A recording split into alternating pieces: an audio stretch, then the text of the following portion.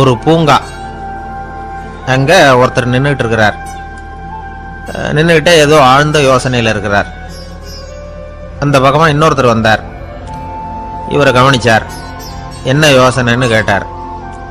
எப்படி எழுந்திருக்கிறதுன்னு யோசனை பண்ணிட்டு இருக்கிறேன்னாரு அவர். கேட்டவருக்கு ஒரு மாதிரி ஆயிட்டது. ஏற்கனவே நின்றுகிட்டு இருக்கிற ஒருத்தர் எப்படி எழுந்திரிச்சு நிற்கிறதுன்னு யோசிக்கிறாருன்னா அது ஆச்சரியம் தானே.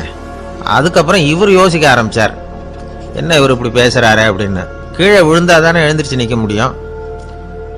அதனால எழுந்திருக்கணும்னு நினைக்கிறவங்க முதல்ல கீழே விழணும். இவர் முதல்ல கீழே விழணும், அதுக்கப்புறம் தான் எழுந்திருக்கிறது எப்படின்னு சிந்திக்க முடியும். இந்த உலகத்துல எல்லாருமே கீழே விழுந்து எழுந்தவர்கள் தான். இப்போ இந்த குழந்தை பருவத்தில் கீழே விழாம நடைபயில கற்றுக்கிட்டவங்க யாராவது உண்டா? சின்ன வயசுல ஒரு தடவை கூட கீழே விழலை சார், அப்படியே பிறந்தார் வளர்ந்தார் பெரியவர் ஆயிட்டார் அப்படின்னு யாரையும் சொல்ல முடியாது. அதனால மனுஷங்கிறவன் விழுந்து புரண்டு எழுந்து தான் நடக்க கத்துக்கிறான். ஒரு உண்மையை நாம எல்லாரும் புரிஞ்சுக்கணும். இந்த உலகத்துல தவறு செய்யாத மனிதர்களே யாரும் கிடையாது. அப்படி இருக்கிறப்போ எப்போதாவது நாம தவறு பண்ணிவிட்டோம்னா அதுக்காக மனசு உடைஞ்சு போயிடக்கூடாது, வாழ்க்கையில வெறுப்பு வந்துடக்கூடாது. ஒரு தவறு நடந்துட்டுதா அதுக்காக மனசு உடைஞ்சு போடாதீங்க, அதை ஒரு பாடமா எடுத்துக்கங்க.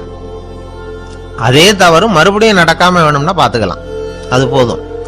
தடைக்கல்ல படிக்கல்லாம் மாத்திக்கணும், இதுதான் இதுல முக்கியம். ஒரு அலுவலகம், அங்க ஒரு அதிகாரி, அவர் உயர்ந்த பதவியில் இருந்தார், சிறந்த நிர்வாகின்னு பேர் வாங்கினவர். அவர் தனக்கு கீழே வேலை செய்யறவங்க கிட்ட எல்லாம் சொல்லுவாராம், இந்த நிறுவனத்துல நீங்க எத்தனை தடவை வேணும்னாலும் தவறுகள் செய்யலாம், ஆனா ஒரே விஷயம் என்னன்னா ஒரே தவறை மறுபடியும் செய்யக்கூடாது, அது முக்கியம் அப்படின்பாராம். இதை மேம்போக்கா பார்த்தா அவர் ஏதோ தன்னுடைய ஊழியர்களை தவறு செய்ய தூண்டுறது மாதிரி தெரியும். ஆனா உண்மை அப்படி இல்லை. இன்னைக்கு என்ன நடக்குது தெரியுமா? அநேகமா எல்லா மனிதர்களுமே ஒரே தவறை தான் மறுபடியும் மறுபடியும் செய்யறாங்க. விளையாட்டு வீரர்கள் ஒரே மாதிரியான தவறுகளை திரும்ப திரும்ப செய்யறது உண்டு. கணக்கு எழுதுறவங்கள பாருங்க, ஒரே தப்ப மறுபடியும் மறுபடியும் செய்வாங்க. அலுவலகம் வருகிறவர்களை கவனிங்க, ஒரு நாள் தாமதமா வந்தா பரவாயில்ல, தினமும் தாமதமா வருவாங்க. இது மாதிரி செய்த தவறையே திரும்ப திரும்ப செய்யறதுக்கு என்ன காரணம் அப்படின்னா சோம்பல், ஞாபக மறதி, கவனக்குறைவு, தன்னுடைய திறமை பேர்ல அளவுக்கு மீறிய நம்பிக்கை, இப்படி இதுல ஏதாவது ஒரு காரணமா இருக்கலாம் அப்படிங்கிறாங்க இது பற்றி ஆய்வு செய்கிற வல்லுநர்கள். ஒரு தடவை செஞ்ச தவிர மறுபடியும் செய்யறது இல்லைன்னு முடிவு செஞ்சுக்கிட்டு அதை செயல்படுத்த கத்துக்கணும், அது போதும், வாழ்க்கை வெற்றிகரமா அமையும் அப்படிங்கிறாங்க அந்த அனுபவசாலிகள். அதனால வெற்றிகரமா வாழ்க்கையில நடைபோட விரும்பும் இளைஞர்கள் தவிர்க்க வேண்டியது என்னன்னா, முதல்ல சோம்பலை தவிருங்கள், சுறுசுறுப்பாக இயங்குங்கள் அப்படிங்கிறது அவங்க அறிவுரை. ரெண்டாவது ஞாபக மறதி, எந்த செயல்லையும் ஈடுபாடு வேணும், அக்கறை வேணும். மூணாவது கவனக்குறைவு, எதையும் அலட்சியப்படுத்தக்கூடாது. நாலாவது என்னால முடியாதது எதுவுமே கிடையாது அப்படிங்கிற அளவுக்கு மீறிய நம்பிக்கை, அது ஆபத்துல கொண்டு போய் விட்டுரும். அதனால முதல் தவறு உங்களுக்கு ஒரு பாடமா அமையணும். ஒரு மனிதர், அவர் தன்னுடைய 2 காதுலையும் கட்டு போட்டுக்கிட்டு வந்தார். அவருடைய நண்பர் அதை கவனிச்சுட்டார். என்ன சார் ஆச்சு, 2 காதுலையும் கட்டு போட்டுருக்கீங்களே அப்படின்னு விசாரிச்சார். ஒண்ணுமில்ல சார், வீட்டில் ரொம்ப ஆர்வமா டிவியில கிரிக்கெட் மேட்ச் பார்த்துக்கிட்டு இருந்தேன். அப்போ என்னுடைய மனைவி துணிகளுக்கு அயர்ன் பண்ணிக்கிட்டு இருந்தாங்க. அயர்ன் பாக்ஸை அப்படியே வச்சுட்டு அடுப்பங்கரைக்கு போயிட்டாங்க. அந்த சமயம் பார்த்து டெலிஃபோன் பண்ணி அடிச்சுது. அவசரமா ஓடி போய் அதை எடுத்து காதில் வச்சேன். அப்பதான் தெரியும் அது அயர்ன் பாக்ஸுங்கிற விஷயம். சூடா இருந்ததா, சுட்டு விட்டுது அப்படின்னார். ஒரு காது சரி சார், 2 காதும் ஏன் அப்படி ஆச்சு அப்படின்னு கேட்டார். அதே ஆளு மறுபடியும் போன் பண்ணா சார் அப்படின்னாரு இவர். இவர் எவ்வளவு தூரம் யோசிச்சிருப்பாரு பாருங்க. அதனால ஒரு தவறு மறுபடியும் நடக்கக்கூடாது, முதல் தவறு உங்களுக்கு ஒரு பாடமாக அமையட்டும் அப்படிங்கிறது தான் இதுல இருந்து நாம தெரிந்து கொள்ள வேண்டிய கருத்து. அதனால தவறுகள் அதெல்லாம் தடைக்கெல்லாம் நினைக்க வேண்டாம், படிக்கெல்லாம் நினைப்போம். அப்படி நினைச்சோம்னா வாழ்க்கையில வெற்றி நிச்சயம். ஒரு ஊர்ல ஒரு சோதிடர் இருந்தார். அவர் எதிர்காலத்தை பத்தி அதிகமா சொல்லிட்டு இருப்பார். அவருடைய சோதிடத்தை எப்படியாவது பொய்யாக்கி போடணும் அப்படின்னு சொல்லி 2 இளைஞர்கள் தீர்மானம் பண்ணிட்டாங்க. அதுக்காக ஒரு திட்டம் போட்டாங்க. அது குளிர்காலம். ஒரு இளைஞன் பெரிய கோட்டு ஒன்ன சட்டைக்கு மேல போட்டுக்கிட்டான். அந்த மேல் கோட்டுக்கு உள்ள ஒரு புறாவை மறைச்சு வச்சுக்கிட்டான். 2 பேரும் அந்த சோதிடர் வீட்டுக்கு போறாங்க. அவரை பார்த்தாங்க. இதை பாருங்க, இந்த கோட்டுக்குள்ள ஒரு புறாவை மறைச்சு வச்சிருக்கிறோம். அந்த புறா இப்போ உயிரோட இருக்கா, இறந்து போச்சா, இதை நீங்க சொல்லணும். சரியா சொல்லிவிட்டா உங்க ஜோசியத்தை நம்புறோம் அப்படின்னாங்க. இவங்க மனசுக்குள்ள என்ன திட்டம்னா, புறா உயிரோட இருக்குன்னு அவர் சொல்லிவிட்டாருன்னா அப்படியே கையால் அமைக்க அதை கொண்டுவிட வேண்டியது. புறா உயிரோட இல்லைன்னு சொல்லிவிட்டாருன்னா அப்படியே உயிரோடு எடுத்து காட்டிக்க விட வேண்டியது. இதுதான் அந்த இளைஞர்களோட திட்டம். அவர் என்ன பதில் சொன்னாலும் அவர் சொல்றது பொய்ன்னு நிரூபணம் பண்ணிவிடலாம்ல, இதுதான் அவங்க நம்பிக்கை. இந்த சோதிடர் எல்லா வகையிலையும் தப்பிக்க முடியாதுன்னு அவங்க நம்பினாங்க. ஆனால் அந்த சோதிடர் சொன்ன பதில் இவங்களை திகைக்க வச்சுட்டுது. அவர் என்ன சொன்னார் தெரியுமா? உங்க கோட்டுக்குள்ள இருக்கிற புறா உயிரோட இருக்கா, செத்து போச்சா அப்படின்னு தானே கேட்குறீங்க. அது உங்க கையில் இருக்கு. அது சாகவும் இல்லை, உயிரோடவும் இல்லை. அந்த பறவையின் வாழ்வும் சாவும் உங்க கையில் தான் இருக்குன்னார். இவங்க தோல்வியை ஒத்துக்கிட்டாங்க. இந்த கதையை நமக்கு ஒரு உண்மையை உணர்த்துது. இன்றைய இளைஞர்கள் எதிர்காலம்ங்கிற பறவையை தங்களுக்குள்ள வச்சிருக்கிறாங்க. அந்த பறவையின் வாழ்வும் தாழ்வும் அவங்க கையில் தான் இருக்கு. நமது வாழ்க்கைங்கிறது நமது கையில். நாம நல்லா இருக்கிறதும் இல்லாம போறதும் நாம தான் காரணம். தர்மர் அவர் ஒரு நாள் வீட்டு திண்ணையில உட்காந்துருந்தாராம். அப்போ தெருவில் ஒரு பிச்சைக்காரன் அந்த வழியா வந்திருக்கிறான். பிச்சை கேட்டிருக்கான். அந்த சமயத்துல தர்மர் வேற ஏதோ வேலையா இருந்திருக்கிறார். அதனால பிச்சைக்காரனை பார்த்து நாளைக்கு வா அப்படின்னு சொல்லிவிட்டார். அவனும் சரின்னு சொல்லிட்டு போயிட்டான். பீமன் இதை பார்த்துக்கிட்டு இருந்தான். உடனே அவன் என்ன செஞ்சான் தெரியுமா? ஒரு முரசை எடுத்துக்கிட்டு கிராமத்தை நோக்கி ஓடனான். முரசை அடிச்சுக்கிட்டு ஏதோ சொல்ல ஆரம்பிச்சிட்டான். தர்மருக்கும் இது தெரிய வந்தது. அவருக்கு ஒன்றும் புரியல. என்னாச்சு உனக்குன்னு கேட்டார். பீமன் சொன்னான், நான் கிராம மக்களுக்கு ஒரு செய்தியை தெரிவிக்க போறேன் அப்படின்னா. என்ன செய்தின்னார். எங்க அண்ணன் காலத்தை வென்றுட்டார் அப்படிங்கிற செய்தியை சொல்ல போறேன்னா. நான் காலத்தை ஜெயிச்சுட்டேனா, எதனால் அப்படி சொல்ற அப்படின்னு கேட்டார். நீங்க பிச்சைக்காரனை நாளைக்கு வர சொன்னீங்களே, அதனால தான் அப்படின்னா. அதனால என்னன்னார். நீங்க அவனை நாளைக்கு வான்னு சொன்னீங்க. நீங்க நிச்சயமா நாளைக்கு இருப்பீங்களா? அந்த பிச்சைக்காரனும் நாளைக்கு உயிரோட இருப்பானா? நாளைக்கு நீங்க இருந்தாலும் பிச்சை போடக்கூடிய மனோபாவம் உங்களுக்கு இருக்குமா? பிச்சை நிச்சயம் போடுவீங்களா? நாளைக்கு வரைக்கும் அவன் பிச்சைக்காரனாவே இருப்பாங்கிறது என்ன நிச்சயம்? நாளைக்கு உங்க சந்திப்பு நிச்சயம் நடக்குமா? அதனாலதான் நீங்க காலத்தை ஜெயிச்சுட்டீங்க அப்படின்னு சொல்லி அவ்வளவு நிச்சயமா நான் முடிவு பண்ணிவிட்டேன். அப்படி நீங்க நினைச்சதுனாலதான் அவனை நாளைக்கு வர சொல்லியிருக்கிறீங்க. இது எவ்வளவு பெரிய விஷயம். இதை மற்றவங்களுக்கு சொல்லாம இருக்கலாமா? நேரம் ஆயிட்டுது, நான் உடனே ஊருக்குள்ள போய் இதை சொல்லணும். தாமதிக்க முடியாது. ஏன்னா இந்த நேரம் கடந்துட்டுதுன்னா அடுத்த நாழிகை எனக்கு கிடைக்கும்ங்கிறது நிச்சயம் இல்லை அப்படின்னு பீமன் சொல்லி முடிச்சுட்டு புறப்படுறதுக்கு தயாரானான். தர்மர் அவசரமா குறுக்கிட்டார். தம்பி, கொஞ்சம் பொறு, நான் தவறு பண்ணிட்டேன். பரிபூர்ண சுதந்திரம் பெற்ற மனிதன் தான் அப்படி பேச முடியும், அப்படி வாக்குறுதி தர முடியும். அந்த பிச்சைக்காரனை இப்பவே கூப்பிடு, ஏதாவது உடனே கொடுத்து அனுப்பி வச்சு விடுறேன். நாளைக்கு என்ன நடக்கும்ங்கிறது யாருக்கு தெரியும் அப்படின்னார். இந்த கதையிலிருந்து நாம உணர்ந்து கொள்ள வேண்டிய உண்மை என்ன தெரியுமா? நிகழ்காலம் ஒண்ணுதான் நம்ம கையில் இருக்கிறது. அதை தவற விடாமல் சரியா பயன்படுத்திக்கணும். கடந்த காலம்ங்கிறது திரும்பி வர போறதில்லை. எதிர்காலம்ங்கிறது இப்ப நம்ம கிட்ட கிடையாது. அதனால நிகழ்காலத்தை தான் நாம பயன்படுத்திக்க முடியும். கொஞ்சம் தூரத்துல நாம நிக்கிறோம். எட்டத்துல இருந்துகிட்டு அவரை கவனிக்கிறோம். அவர் போன்ல பேசுறத, அவர் பேசுகிற வார்த்தைகள் என்ன அப்படிங்கறது நம்ம காதுல விழல. ஆனாலும் அவர் பேசிக்கிட்டு இருக்கிறது நல்ல செய்தியா கெட்ட செய்தியா அப்படிங்கிறத நம்மால யூகிக்க முடியும். மகிழ்ச்சியான செய்தியை பேசும்போது முகம் மலருது, புன்னகை பூக்குது. இதுல ஒண்ணு நீங்க கவனிக்கணும். தொலைபேசியில நாம பேசுறப்போ நம்மோட பேசுறவர் எதிரில் இல்லை. அவர் தொலைபேசி வழியா நம்ம குரலை மட்டும்தான் கேட்க போறார். நம்ம முகத்தை அவர் பார்க்க போறதில்ல. அப்படி இருந்தோம், அப்ப நம்ம முகம் ஏன் மலரணும் அப்படின்னா இதுதான் உடல் மொழி, பாடி லாங்குவேஜ் அப்படின்னு சொல்றாங்க. நம்ம அறியாமலேயே நம்ம உடம்பு செய்திகளை தெரிவிக்குது பாருங்க, அதுதான் உடல் மொழி. ஒரு மனிதர் தொலைபேசியில பேசிக்கிட்டு இருக்கிறத நீங்க தூரத்துல இருந்து கவனிச்சுக்கிட்டே அவர் நண்பரோட பேசுறாரா, மனைவியோட பேசுறாரா, குழந்தையோட பேசுறாரா, இல்ல மேல் அதிகாரி கிட்ட பேசுறாரா, அல்லது அவருக்கு கீழே பணிபுரிகிறவர்கள் கிட்ட பேசுறாரா அப்படிங்கிறத கண்டுபிடிக்கலாம். அதுக்கு காரணம் அவருடைய உடல் மொழி. இந்த உடல் மொழி கூட நம்ம வாழ்க்கையின் முன்னேற்றத்துக்கு பயன்படும். இதை பத்தியெல்லாம் கூட சில நிபுணர்கள் ஆராய்ச்சி பண்ணி பார்த்துருக்கிறாங்க. அவங்க சில விவரங்களை சொல்றாங்க. குறிப்பாக ஒருத்தர் தன்னுடைய நாற்காலியில் கிட்டத்தட்ட படுத்துக்காத குறையா உட்காந்துருக்கிறாருன்னு வச்சுக்கோங்க, எதிர இருக்கிறவர் பேசுறது அவருக்கு பிடிக்கலன்னு அர்த்தமா. தலையை சொரிஞ்சிக்கிறது, வேற வேற திசைகளில் பார்க்கறது, கொட்டாவி விடுறது, கால்களை மாற்றி போட்டு உட்கார்றது, களைப்பா கை விரல்களை அப்படியே பின்னிக்கிறது, அடிக்கடி கடிகாரத்தை பார்க்கறது, இப்படிலாம் ஒருத்தர் பண்ணிக்கிட்டு இருக்கிறாருன்னா நாம் கூடிய சீக்கிரம் அந்த இடத்த விட்டு எழுந்திரிச்சு வந்துடுறது நல்லது. ஏன்னா இதெல்லாம் அவருடைய சலிப்பு, சோர்வு, ஆர்வமின்மை இதுக்கு அடையாளங்கள். நம்முடைய பேச்சு அவரை சலிப்படைய வச்சுட்டதுன்னு அர்த்தம். அவர் ரொம்பவும் சோர்ந்து போயிட்டாருன்னு பொருள். நம்முடைய பேச்சில் அவருக்கு ஆர்வம் இல்லைன்னு அர்த்தம்.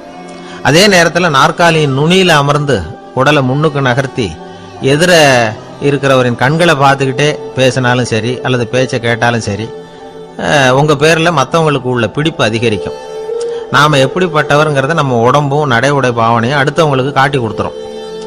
உங்கள் உடம்பு, உங்கள் பார்வை, நடை, உட்கார்ற விதம், இதை வச்சுக்கிட்டே நீங்கள் பொறுப்புள்ளவரா, முரடரா, அலட்சியமானவரா, மரியாதை தெரிஞ்சவரா, அடக்கமானவரா, நம்பிக்கைக்கு உரியவரா, நாணயம் இல்லாதவரா, பயந்தவரா, திறமசாலியா, அப்பாவியா அப்படிங்கிறதையெல்லாம் கண்டுபிடிச்சிடலாம். அதனால் இந்த உடல் மொழியை புரிஞ்சுக்கிட்டு நம்மளை கொஞ்சம் சரிப்படுத்திக்கிட்டோம்னா வாழ்க்கையில் சுலபமாக பல காரியங்களை சாதிக்க முடியும். ஒரு மனநல மருத்துவமனை, அங்கே ஒருத்தர் ஒரு நாற்காலியில் உட்காந்துக்கிட்டு கார் ஓட்டுறது மாதிரி அப்படி பாவனை பண்ணிகிட்டு இருந்தார். ஸ்டேரிங்கை திருப்புறது மாதிரி, பின்னாடி வர்ற வண்டியை நிற்க சொல்கிறது மாதிரி, அப்புறம் இவர் ஒதுங்கிக்கிட்டு அவருக்கு வழி விடுறது மாதிரி, இப்படிலாம் சேட்டைகள் பண்ணிக்கிட்டு இருந்தார் மனநல மருத்துவமனையில். இதை பார்த்துக்கிட்டு இருந்த ஒருத்தர் பக்கத்தில் இருந்த இன்னொருத்தர்கிட்ட கேட்டார், இவர் ஏன் இப்படி பண்ணுறாரு, இவருக்கு ஏன் அப்படி வந்தது நிலைமை அப்படின்னு சொல்லி அவர் விசாரித்தார். அப்போ அவர் விவரம் சொன்னார். வேற ஒன்றும் இல்லைங்க, இவருக்கு கார் ஓட்டணும்னு ஆசை ரொம்ப காலமாக, அது நிறைவேறாமல் போயிட்டுது. அதுக்கப்புறம் அவர் மனநோயாளியை மாறிட்டார். இங்கே அழைச்சிட்டு வந்தாங்க. இங்கே அழைச்சிட்டு வந்ததுலேருந்து அப்படி தான் பண்ணிகிட்டு இருக்கிறார். அப்போ கார் ஓட்டுறது மாதிரிலாம் பாவனை பண்ணிகிட்டு இருப்பார், திருப்புறது மாதிரி பண்ணுவார், பின்னாடி வர்றவங்களுக்கு இடம் விடுவார், இப்படிலாம் செய்கிறார் அப்படின்னு விவரம் சொன்னாங்க. நீங்கள் சொல்லப்படாதா, இப்போ நீங்கள் கார் ஓட்டல, வெறும் நாற்காலியில் தான் உட்காந்துருக்கிறீங்க அப்படின்னு நீங்கள் சொல்லப்படாதா அவருக்கு அப்படின்னு கேட்டாங்க. அது முடியாதுங்க, ஏன்னா அந்த காரை கழுவுறதுக்காக அவர் தினமும் எனக்கு 10 ரூபா கொடுத்துக்கிட்டு இருக்கிறார் அப்படின்னாராம் அங்கே வேலை செஞ்சுக்கிட்டு இருந்த ஒருத்தர். அதனால் வாழ்க்கையில் நாம் இந்த உடல் மொழியை புரிஞ்சுக்கணும். உடல் மொழிங்கிறது இப்போ ஆரம்பத்தில் சொன்னது மாதிரி அந்த தொலைபேசியில் பேசுகிறவங்கள தூரத்திலேருந்து பார்த்தாவே அவர் யாருக்கிட்ட பேசுகிறார், என்ன பேசுகிறாருன்னு தெரியும். நம்ம முகத்தை நல்லா வச்சுக்கணும். உடல் மொழியை நம்ம புரிஞ்சுக்கிட்டு பயன்படுத்த ஆரம்பித்தோம்னா எந்த முயற்சி பண்ணினாலும் அதில் வெற்றி நிச்சயம். குருகுல வாசம்ங்கிறது தெரியுமா? குருகுல வாசம் செஞ்சு படிக்கணும். ஆசிரியருங்கிறவர் ஆசிரமத்தில் இருப்பார். அங்கே போய் அவருக்கு தொண்டுகள் செய்யணும். துணிகள்லாம் துவைச்சி போடணும். தூங்கும்போது காலை பிடிச்சி விடணும். புழுக்கமாக இருந்தால் விசிறி மட்டை எடுத்து விசிறணும். அப்படியே அப்பப்போ அவர் சொல்லிக் கொடுக்குற பாடத்தையும் கற்றுக்கணும். அவர் சொல்லிக் கொடுக்குற பாடங்களை ஓலைச்சுவடிகளில் எழுதிக்கணும். இதுதான் குருகுல வாசம்ங்கிறது. இப்போ மாதிரிலாம் கிடையாது. ஆக குருகுல வாசம்ங்கிறது மனசையும் பண்படுத்தும், அறிவையும் பண்படுத்தும். அப்படி ஒரு பயிற்சி அது. அந்த காலத்தில் பஞ்சபாண்டவர்கள் ஒரு குருகுலத்தில் படிக்க போனாங்களாம். ஏற்கனவே அங்கே ஒரு 15 பேர் இருந்திருக்கிறாங்க. இவங்களையும் சேர்த்து மொத்தம் 20 பேர். எல்லாரும் ரொம்ப ஆர்வத்தோடு அங்கே தங்கி படிச்சுக்கிட்டு இருக்கிறாங்க. 2 வருஷம் ஓடி போச்சு. எல்லாரும் ஊருக்கு திரும்ப வேண்டிய நேரம். ஆசிரியர் ஒவ்வொருத்தராக கூப்பிட்டார். இது வரைக்கும் என்ன கற்றுக்கிட்ட அப்படின்னு கேட்டார். அவங்க தாங்கள் எழுதி வச்சிருந்ததை சொன்னாங்க, கற்றுக்கிட்டதை சொன்னாங்க.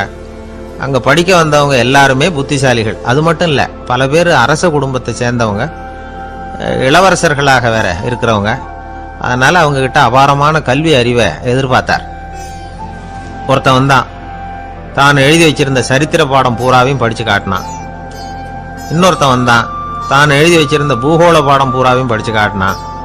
இப்படி ஒவ்வொருத்தராக அவங்க படித்தது என்னங்கிறத படித்து காட்டிவிட்டு போனாங்க. கடைசியாக தர்மர் வந்தார். பேசாமல் நிற்கிறார். தன் கையில் இருந்த ஓலைச்சுவடி கேட்டால் அவர் பிரிக்கவே இல்லை.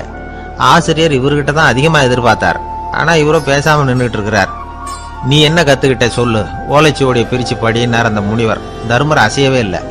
மெதுவாக சொன்னார், ஐயா, நான் கற்றுக்கிட்டது ஒன்றே ஒன்று தான், அதுதான் வாழ்க்கையில் எனக்கு ரொம்ப முக்கியமான பாடமாக அமையும் அப்படின்னார்.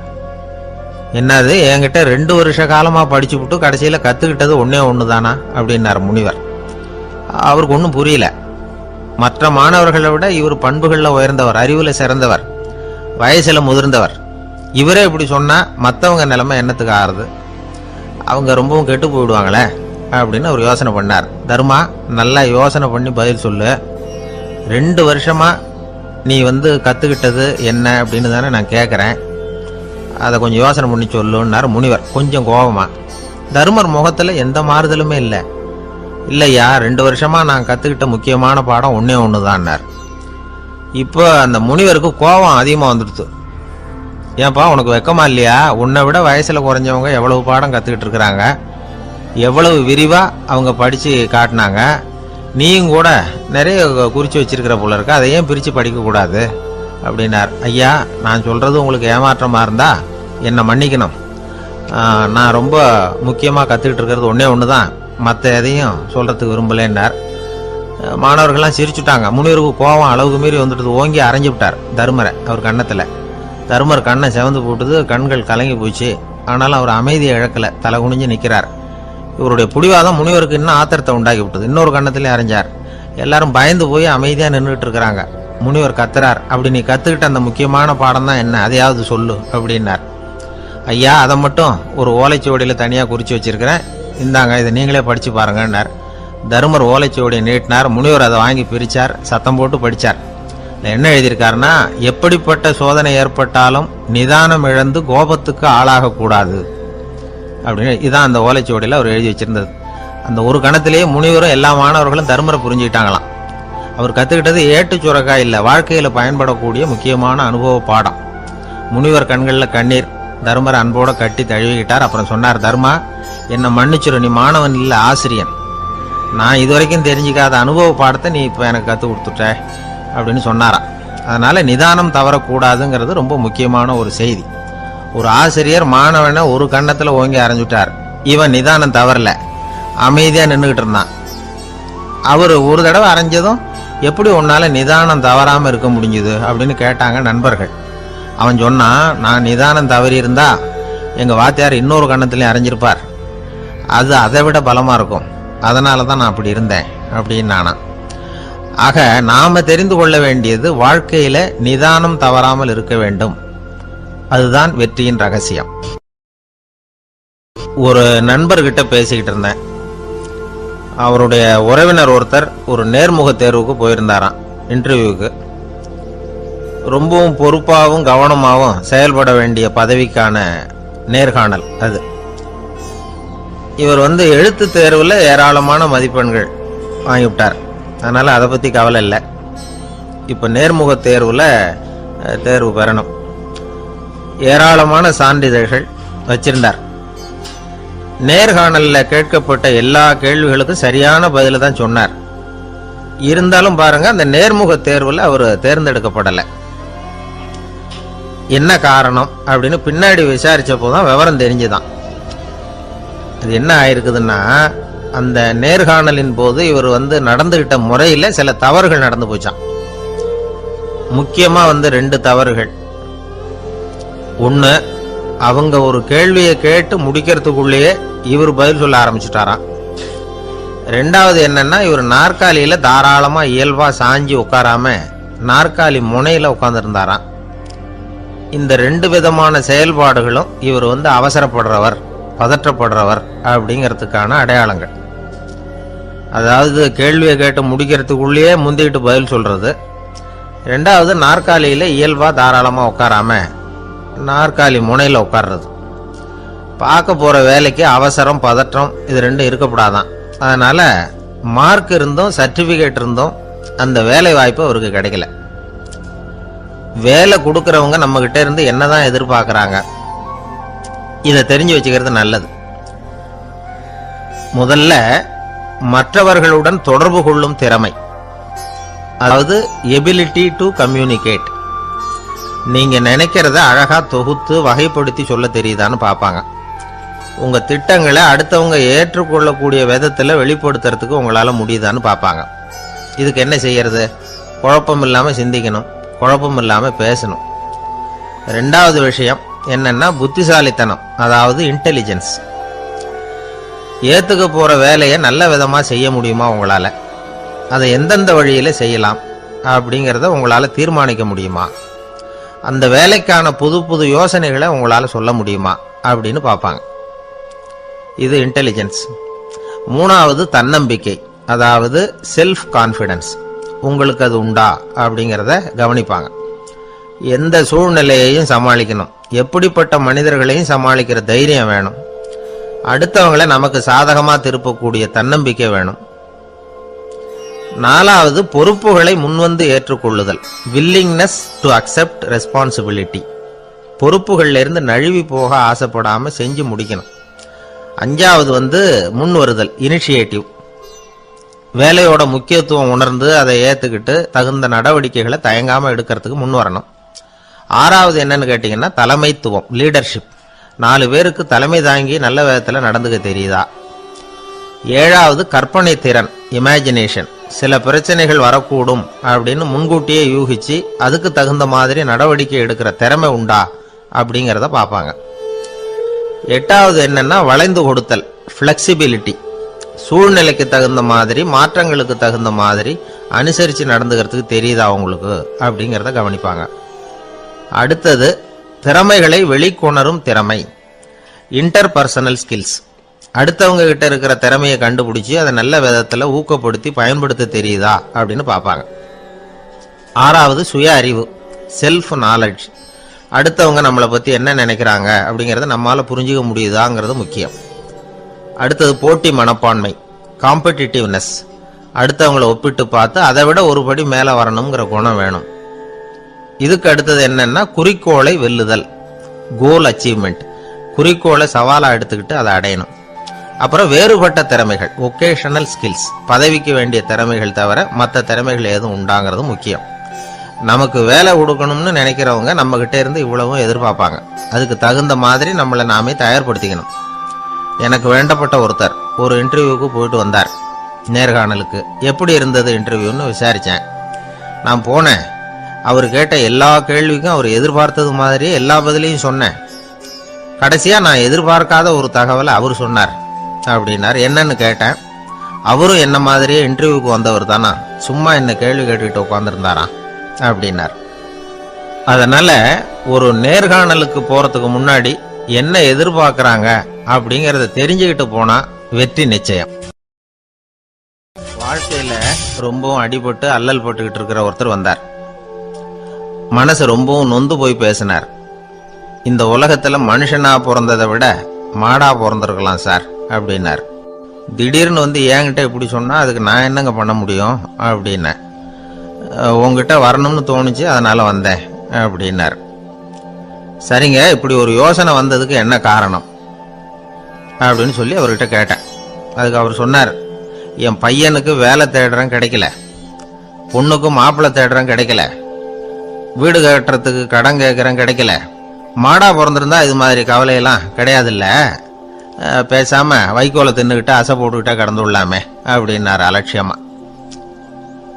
அதுக்கப்புறம் தான் அவர் சொன்ன கருத்தை நானும் கொஞ்சம் அசை போட ஆரம்பிச்சேன் மனசுக்குள்ள.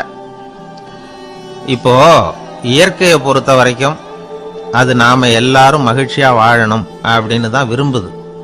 விலங்குகள், பறவைகள், தாவரங்கள், அப்புறம் மற்ற உயிரினங்கள் எல்லாமும் நல்லபடியா இருக்கணும் அப்படிங்கிறது தான் இயற்கையோட விருப்பம். அதுல ஒன்றும் சந்தேகம் இல்லை. இயற்கையோட அமைப்பை கொஞ்சம் கவனிச்சு பார்த்தா அதை நாம நல்லா புரிஞ்சுக்கலாம். இருந்தாலும் இந்த ஆள் சொன்னதை கேட்ட பிறகுதான் ஒரு முக்கியமான வேறுபாடு புரிஞ்சுது. அதாவது இந்த உலகத்துல உள்ள முக்கியமான பிரச்சனைகள் 6. அந்த 6 பிரச்சனைகளும் ஆடு மாடுகளுக்கு கிடையாது, மரம் செடி கொடிகளுக்கு கிடையாது. ஆனா மனுஷன் அந்த 6 பிரச்சனைகளையும் சந்திக்க வேண்டியிருக்கு. சரி, அந்த 6 பிரச்சனைகள் என்னென்ன தெரியுமா? முதல்ல இந்த ஆடு மாடுலாம் நமக்குன்னு சொந்தமா ஒரு வீடு இல்லையே அப்படின்னு கவலைப்பட்டுக்கிட்டு இருக்கிறது இல்லை. ஆனா மனிதனுக்கு வீடு தேவைப்படுது. இது ஒரு வித்தியாசம். இப்ப 2வது பிரச்சனை என்னன்னா ஆடை பிரச்சனை. ஒரு கோழியோ சேவலோ நாம போட்டுக்கிறதுக்கு ஒரு சட்டை இல்லையே அப்படின்னு கவலைப்படுறது இல்லை. ஆனா மனுஷனுக்கு அந்த கவலை உண்டு. சரி, இப்போ மூணாவது என்னன்னு பார்த்தா கல்வி பிரச்சனை. ஒரு பசுமாடு கவலையோட நின்றுகிட்டு இருக்கு அப்படின்னு வச்சுக்குவோம். நீங்க அதுகிட்ட போய் ஏன் பசுமாடை கவலையோட நின்றுகிட்டு இருக்கிற அப்படின்னு கேட்குறீங்க. என் கண்ணுக்குட்டிக்கு எல்கேஜியில் இடம் கிடைக்கல, டொனேஷன் கொடுக்கறதுக்கு கையில் பணமும் கிடையாது, சிபாரிசுக்கு யாரை பிடிக்கிறதுன்னு தெரியல, இப்படியா சொல்லிகிட்டு இருக்கோம். அதுக்கு அந்த கவலையெல்லாம் கிடையாது. ஆனால் மனிதனுக்கு அந்த கவலை உண்டு. நாலாவது என்னன்னு பார்த்தீங்கன்னா வேலை வாய்ப்பு பிரச்சனை. வேலை கிடைக்கலையே அப்படின்னு வேப்ப மரம் கவலைப்படுறதில்ல, ஆனால் மனுஷன் கவலைப்படுறான். ஐந்தாவது என்னன்னு பார்த்தா கல்யாண பிரச்சனை. எருமை மாடு பசு மாடு எல்லாம் பொண்ணுக்கு மாப்பிள்ளை தேடிக்கிட்டாலே இது பேப்பரில் மணமகன் தேவை அப்படின்னு விளம்பரமாக கொடுக்குது, அதெல்லாம் கிடையாது. ஆறாவது என்னன்னு பார்த்தீங்கன்னா பணம் சம்பந்தமான பிரச்சனை. ஆடு மாடுலாம் பணத்தை சேமிக்கணும்னோ ஏதாவது நிதி நிறுவனத்தில் முதலீடு பண்ணணும்னோ நினச்சிக்கிட்டு இருக்கிறதில்ல. பணத்தை எப்படி காப்பாத்துறது அப்படிங்கிற கவலையும் அதுகளுக்கு கிடையாது. குதிரை குளம்போட பிறக்குது, அதனால அது காடு மேடெல்லாம் கவலை இல்லாமல் தெரியலாம். ஆடு உடம்புல ரோமத்தோட பிறக்குது, அதனால அது குளிரை பற்றி கவலைப்பட வேண்டிய அவசியம் இல்லை. ஆனால் மனுஷனை பார்த்தீங்கன்னா அவன் தான் ஒன்றுமில்லாமல் பிறக்கிறான். ஏன் இந்த பாகுபாடு அப்படின்னு கேட்டால் இதை பற்றி கொஞ்சம் சிந்திச்சு பார்க்கணும். அதாவது இந்த சந்தேகத்தை ஒரு பெரியவர்கிட்டையும் கேட்டேன், அவரு சொன்னார் இதுக்கு பதில். அவர் இதே கேள்வியை இயற்கை கிட்ட கேட்டாராம்.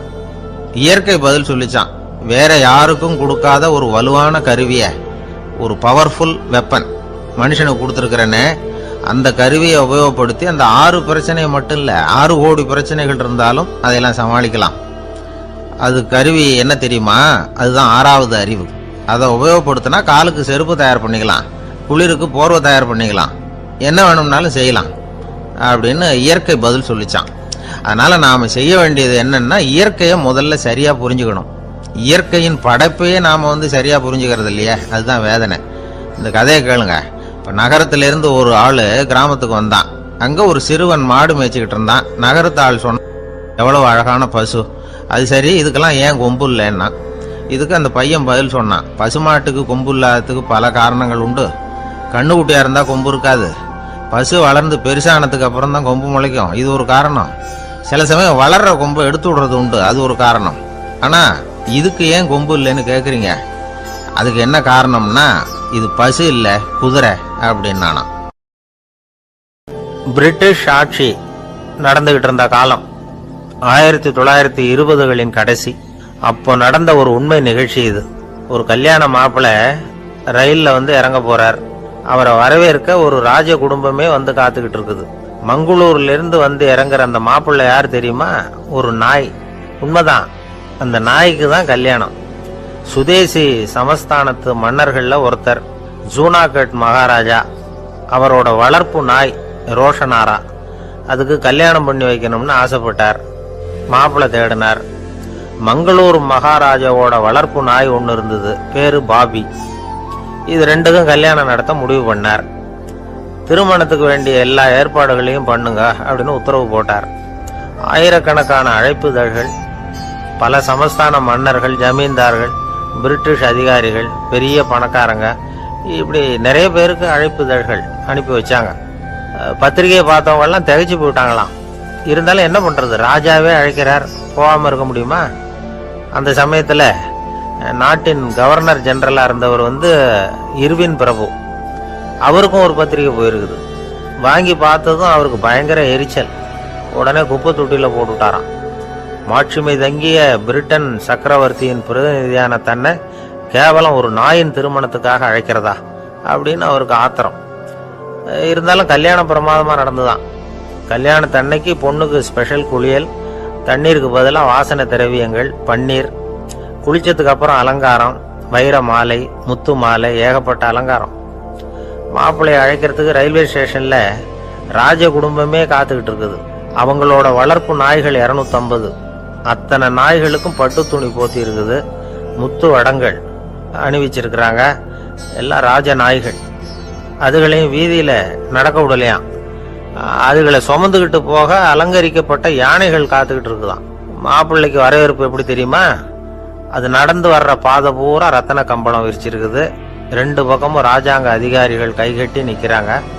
அரசு படை வீரர்கள் அணிவகுப்பு மரியாதை செலுத்துறாங்க. அந்த நாய் ராஜ மரியாதையோடு நடந்து வருது, நகையெல்லாம் போட்டுக்கிட்டு வருது. அது திருமண மண்டபத்துக்கு வந்து சேருது. அங்கே கல்யாணம் அமோகமாக நடக்குது. இந்த திருமணத்தை முன்னிட்டு அந்த ஜூனாகட் சமஸ்தானத்துக்கு 3 நாள் விடுமுறை வேற. கல்யாணத்துக்கு வந்திருந்தவங்களுக்கெல்லாம் ஏக தடபுடலாக விருந்து, நாட்டியம் எல்லாம் பிரமாதமாக நடந்துதான். இந்த கல்யாணத்தில் கலந்துக்க வந்திருந்த மற்ற சமஸ்தானத்து மன்னர்கள், திவான்கள், அரச குடும்பத்தினர், இப்படி அவங்க 700 பேராம். அவங்க வந்து போகிறதுக்காக விசேஷ ரயில்கள்லாம் வேற விட்டுருக்காங்க. கல்யாணம் முடிஞ்சதும் அந்த நாய் தம்பதிகளோட பெரிய பெரிய மன்னர்கள்லாம் ஒன்றா உட்காந்து சாப்பிட்டாங்களாம். ஏர் கண்டிஷன் அறையில் அந்த தம்பதிகள் கொஞ்ச காலம் வாழ்ந்துருக்கிறாங்க. கொஞ்ச நாளில் மாப்பிள்ளைக்கு மரியாதை குறைய ஆரம்பிச்சுட்டுது. வெளியில் துரத்தி விட்டாங்களாம். அந்த பெண் நாய் மட்டும் ராஜ போகங்களை அனுபவித்து வந்துதான். இந்த கல்யாணத்தை பார்த்துட்டு தொடர்ந்து மற்ற சமஸ்தானத்து மன்னர்களும் நாய் திருமணங்கள் நடத்த ஆரம்பிச்சுட்டாங்களாம். இது உண்மையில் நடந்திருக்குது. இப்படி அது இருக்கட்டும். இப்போ நம்ம கதைக்கு வருவோம். ஒரு ராஜாவுக்கு ரொம்ப நாள் கழிச்சு ஒரு குழந்தை பிறந்துதான். அரண்மனை ஜோசியரை கூப்பிட்டுருக்கார் ராஜா. ஜோசியரே, என் மகன் வருங்காலத்தில் சிறந்த வாழ் வீரனா வரணும்னு ஆசைப்படுறேன், வருவானாங்கிறத கொஞ்சம் பார்த்து சொல்லுங்களேன் அப்படின்னாராம். ஜோசியர் சொன்னார், மன்னா, உங்கள் புள்ள வாழ் வீரனா வர்றது கஷ்டம். ஆனால் அவரும் உங்களை மாதிரியே நாய்க்குட்டிகள் பேரில் பிரியமாக இருப்பார், அதுகளுக்கு கல்யாணமும் பண்ணி வைப்பார் அப்படின்னாராம். அது எப்படி கண்டுபிடிச்சிங்க அப்படின்னு கேட்டிருக்கார் ராஜா. அரசே, உங்கள் பிள்ளைக்கு வாழ் மேலே உள்ள பிரியத்தை காட்டிலும் நாய் மேலே உள்ள பிரியம் அதிகம்ங்கிறதுக்கான அறிகுறி இப்போவே தெரியுது. நல்லா கவனிச்சு பாருங்க. அவரு வாழ்னு கத்துறாரு அப்படின்னாரு. கவனிச்சு பார்த்துட்டு அப்படி எனக்கு காதில் விழலையே அப்படின்னாராம் மன்னர். அதனால தான் சொன்னேன், அவர் கத்துறது வாழ்னு கத்தல, வள்ளுன்னு கத்திக்கிட்டு இருக்கார், அதனால தான் அப்படி சொன்னேன் அப்படின்னாராம் அரண்மனை ஜோசியர்.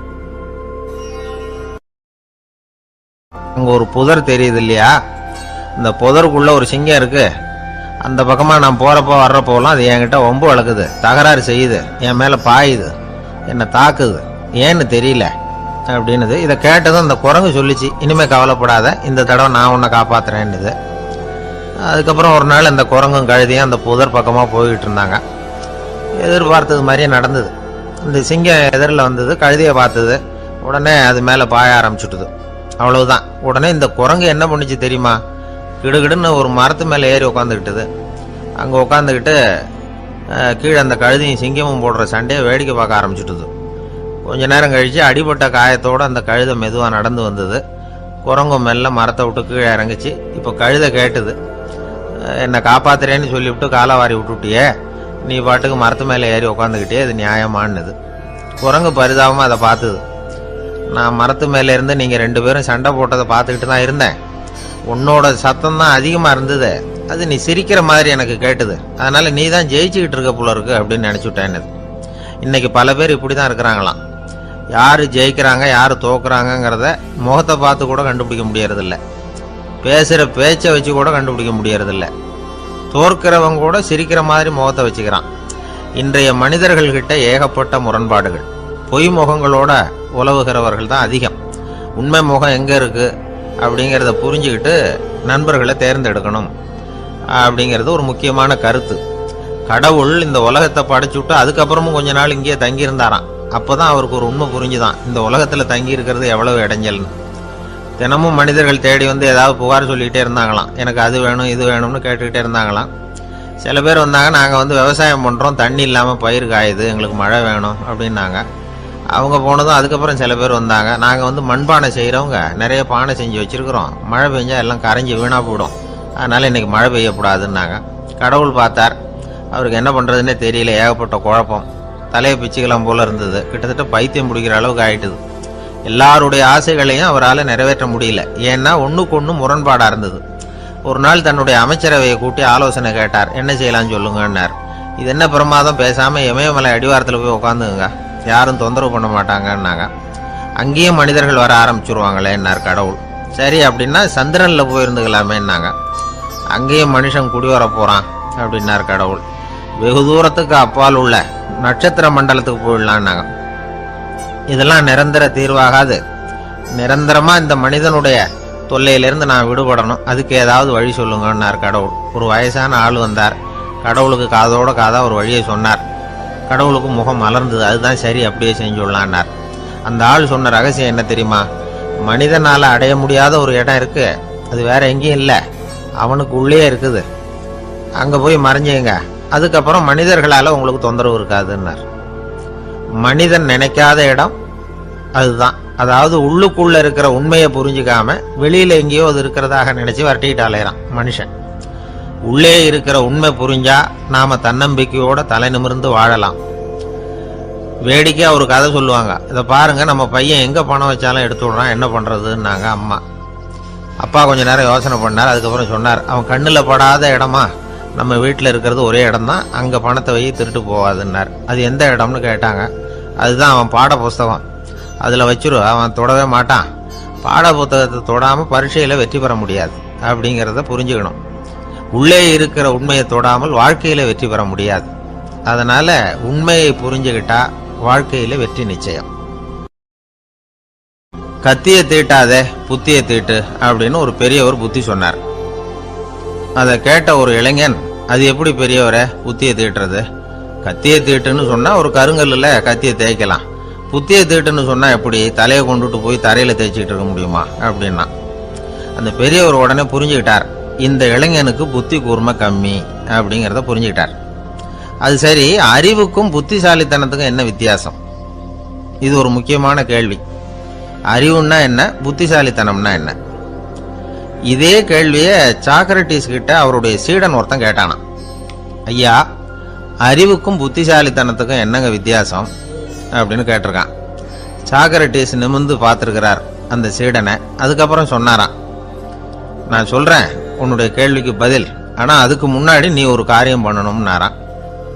என்னங்க செய்யணும் சொல்லுங்கன்னு இருக்கான். அதோ பாரு, ஒரு பெரியவர் உட்காந்துருக்கிறாரு, அவர்கிட்ட போ, இங்கேருந்து பக்கத்தில் இருக்கிற அந்த கிராமத்துக்கு போய் சேர எவ்வளவு நேரம் ஆகும் அப்படின்னு கேட்டுட்டு வா அப்படி சொன்னார் சாக்ரட்டிஸ். சரின்னு சொல்லிவிட்டு இவன் போனான். அந்த பெரியவர் முன்னாடி போய் நின்னான். ஏங்க பெரியவரை, இங்கேருந்து அதோ தெரியுத அந்த கிராமத்துக்கு போய் சேர்றதுக்கு எவ்வளவு நேரம் ஆகும் அப்படின்னு கேட்டான். பெரியவர் நிமிர்ந்து பார்த்தார், ஆனால் பதில் எதுவும் சொல்லலை. இவன் மறுபடியும் ஒரு தடவை அதே கேள்வி அவர்கிட்ட கேட்டான். என்னங்க, நான் கேட்குறது உங்கள் காதில் விழுதா? அந்த கிராமத்துக்கு போய் சேர்றதுக்கு எவ்வளோ நேரம் ஆகும் அப்படின்னு சொல்லி மறுபடியும் கேட்டான். அப்பவும் அவர் பதில் சொல்லலை. உடனே அவன் மனசுக்குள்ளே முடிவு பண்ணிக்கிட்டான், சரி பெரியவர் ஒரு மாதிரியாக தெரிகிறார், புத்தி சுவாதீனம் சரியில்லாத ஒரு மாதிரி தெரியுது அப்படின்னு நினச்சிக்கிட்டே வந்த வழியிலே திரும்பி வந்துட்டான். கொஞ்சம் தூரம் நடந்திருப்பான். இப்போ அந்த பெரியவர் மறுபடியும் கூப்பிட்டார், இளைஞனே இப்படி வாழ்னார். இவனுக்கு ஒன்றும் புரியல. மறுபடியும் திரும்பி நடந்தான். அவர் முன்னாடி போய் நின்னான். பெரியவர் சொன்னார், தம்பி, இங்கேருந்து அந்த கிராமத்துக்கு போய் சேர்றதுக்கு 5 நிமிஷம் ஆகும் அப்படின்னார். இப்போ அந்த இளைஞன் அந்த முதியவரை ஒரு மாதிரியாக பார்க்க ஆரம்பித்தான். அதுக்கப்புறம் கொஞ்சம் யோசித்தான்.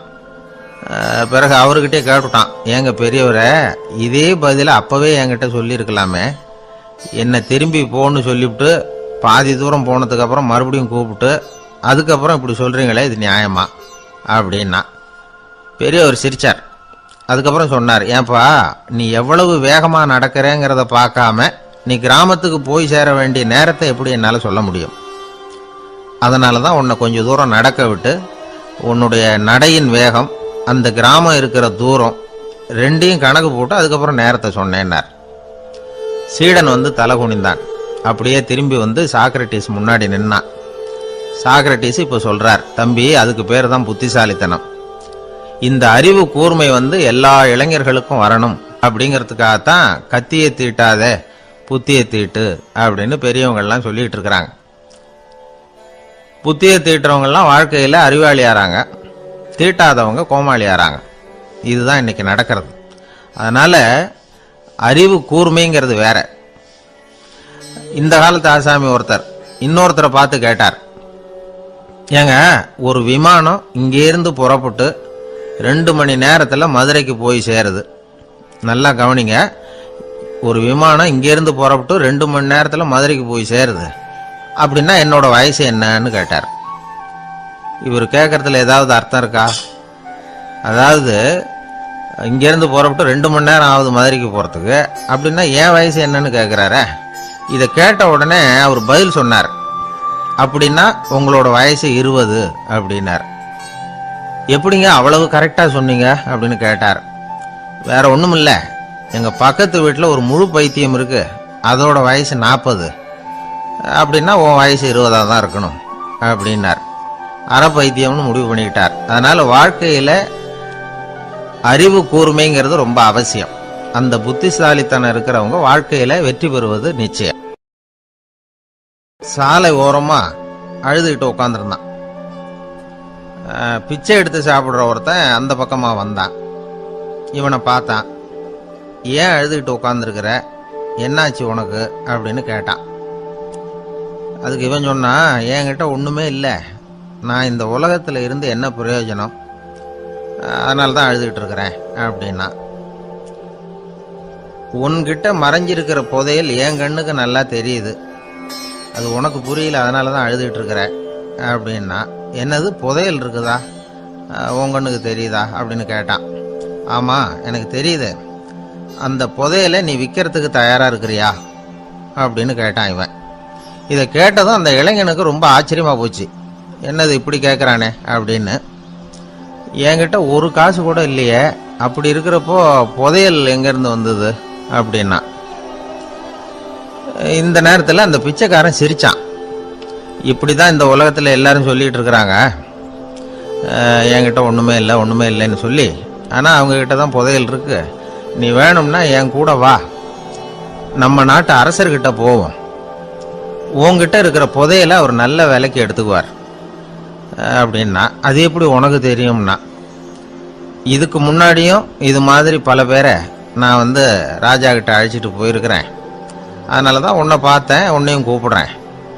நீ சரின்னு சொன்னால் உன்னை அழைச்சிட்டு போகிறேன், உங்ககிட்ட இருக்கிற புதையலை அவர் நல்ல விலை கொடுத்து எடுத்துக்குவார் அப்படின்னு சொன்னான். இவன் இப்படி சொல்கிறதும் அந்த இளைஞனுக்கு ஒன்றுமே புரியல. இது என்னது இந்த ஆள் இப்படி சொல்லிகிட்டு இருக்கிறான், நம்மகிட்ட என்ன இருக்குது, அதுவும் இல்லாமல் இவனே பிச்சை எடுத்து சாப்பிட்டுக்கிட்டு இருக்கிறான், இவன் போய் நம்மளை ராஜா கிட்ட அழைச்சிட்டு போகிறதா போகிறேங்கிறானே என்ன அப்படின்னு சொல்லி அவன் யோசனை பண்ணான். என்ன யோசிக்கிற, உனக்கு பணம் வேணும்னா என்னோட வா அப்படின்னா. இளைஞன் ஒரு முடிவுக்கு வந்தான். சரி, இங்கேயே உட்காந்துக்கிட்டு இருக்கிறத விட அங்கேயாவது போய் பார்ப்போமே, இங்கே அழுதுட்டு உட்காந்துருக்கிறதுல என்ன பிரயோஜனம், ஏதோ கூப்பிடுறான் போய் பார்த்துட்டு வருவோமே அப்படின்னு சொல்லி அவன் கூட புறப்பட்டான். பிச்சைக்காரன் முன்னாடி போயிட்டே இருக்கிறான், இந்த இளைஞன் பின்னாடி நடந்து போயிட்டு இருக்கான். 2 பேரும் அரண்மனையை நோக்கி போறாங்க. பாதி வழி போயிருப்பாங்க. வழியில் அந்த பிச்சைக்காரன் சொன்னான், இதை பாரு, முன்னாடியே சில விஷயங்களை நாம் பேசிக்க வேண்டியிருக்கு, சரியா தெளிவா முடிவு எடுத்துக்கிட்டு அதுக்கப்புறம் ராஜா கிட்ட போகணும். ஏன்னா அங்க போய் அது முடியாது இது முடியாதுன்னு நாம நமக்குள்ள சண்டை போட்டுக்கிட்டு இருக்க முடியாது. ராஜாவுக்கு விலையை பத்தி கவலையே இல்லை, எவ்வளவு சொன்னாலும் நமக்கு பணம் கிடைச்சிரும். ஆனா அதுக்கப்புறம் நான் இதை விற்கிறதுக்கு தயாரா இல்லைன்னு சொல்லிடக்கூடாது. அதனால புதையலை விற்கிறதா இல்லையாங்கிறத இங்கேயே தெளிவா முடிவு செஞ்சுக்கணும், இல்லைன்னா ராஜா கிட்ட போய் அங்க போய் குழப்பிட்டு இருக்க முடியாது அப்படின்னு சொன்னான். இளைஞனுக்கு ஒண்ணுமே புரியல. என்ன சொல்ற நீ, என்கிட்டயா புதையலா, எங்க இருக்குது அப்படின்னு சொல்லி குழம்பி போனான். இப்போ அந்த பிச்சைக்காரன் சொன்னான், இத பாரு, இப்போ உதாரணத்துக்கு உன்னுடைய கண்களை எடுத்துக்கோ, அதுக்கு நீ என்ன விலை கேட்டுற போற, நான் அதுக்கு ராஜா கிட்ட இருந்து ஒரு 50,000 ரூபா வாங்கி தர முடியும். உன்னுடைய இருதயத்தை கொடுக்குறியா, 20 லட்சம் ரூபா வாங்கி தரேன். மூளையை கொடுக்குறியா, 30 லட்சம் வாங்கி தரேன். என்ன சொல்ற அப்படின்னு சொல்லி இந்த பிச்சைக்காரன் பேசிக்கிட்டே போறான். இளைஞனுக்கு கோபம் வந்துட்டுது. என்ன உளர்ற, உனக்கு என்ன பைத்தியமா, கண்ணையும் மூளையையும் இருதயத்தையுமா விற்பாங்க, என்ன விலை கொடுத்தாலும் அதையெல்லாம் நான் விற்கிறதுக்கு தயாரா இல்லை, நான் விற்க மாட்டேன், அதை கொடுத்துட்டு நான் என்ன பண்றது, இப்படி நான் மட்டும் இல்லை யாருமே இதை விற்கிறதுக்கு தயாரா இருக்க மாட்டாங்க அப்படின்னு சொன்னான் அந்த இளைஞன். இவன் இப்படி சொன்னதும் அந்த பிச்சைக்காரன் வாய் விட்டு சிரிக்க ஆரம்பிச்சுட்டான். இப்போ பைத்தியமானது நானா நீயா, லட்சக்கணக்கான கோடிக்கணக்கான ரூபாய் பொறுமானம் உள்ள பொருள்களை உங்ககிட்டயே வச்சுக்கிட்டு விற்க முடியாதுன்னு சொல்ற நீ தான் ஏழை, என்கிட்ட ஒண்ணுமே இல்லைன்னு மரத்தடியில் உட்காந்து அழுதுட்டு இருக்கிறிய அப்படின்னு சொன்னான். இன்னைக்கு பாத்தீங்கன்னா பல பேர் தன்கிட்ட புதைஞ்சிருக்கிற ஆற்றலை புரிஞ்சிக்க முடியாம அவதிப்பட்டு இருக்கிறாங்க. நம்ம கிட்ட என்ன இருக்குங்கிறது அவங்களுக்கு தெரியறது இல்லை, அதனாலதான் என்கிட்ட ஒண்ணுமே இல்லைன்னு சொல்லி அழுதுகிட்டு இருக்கிறாங்க. இதை விளங்க வைக்கிறதுக்கு பெரியவங்க சொல்ற கதை இது. நம்ம கிட்ட இருக்கிற புதையலை நாம தான் தோண்டி எடுக்கணும். உண்மையான புதையல்ங்கிறது உள்ளே இருக்கு. ஆனா அதை வெளியில தேடுற ஆசாமிகள் தான் அதிகம். சராசரி மனித இயல்பு அப்படி. நம்ம கிட்ட விலை மதிக்க முடியாத பகுத்தறிவு இருக்கு. அதை வச்சுக்கிட்டு வாழ்க்கையில முன்னேறதுக்கு முயற்சி பண்ணணும். என்கிட்ட ஒண்ணுமே இல்லைன்னு நினைச்சு ஓரமா உட்காந்துடக்கூடாது. முயற்சி செஞ்சா முடியாத காரியம் எதுவுமே இல்லை.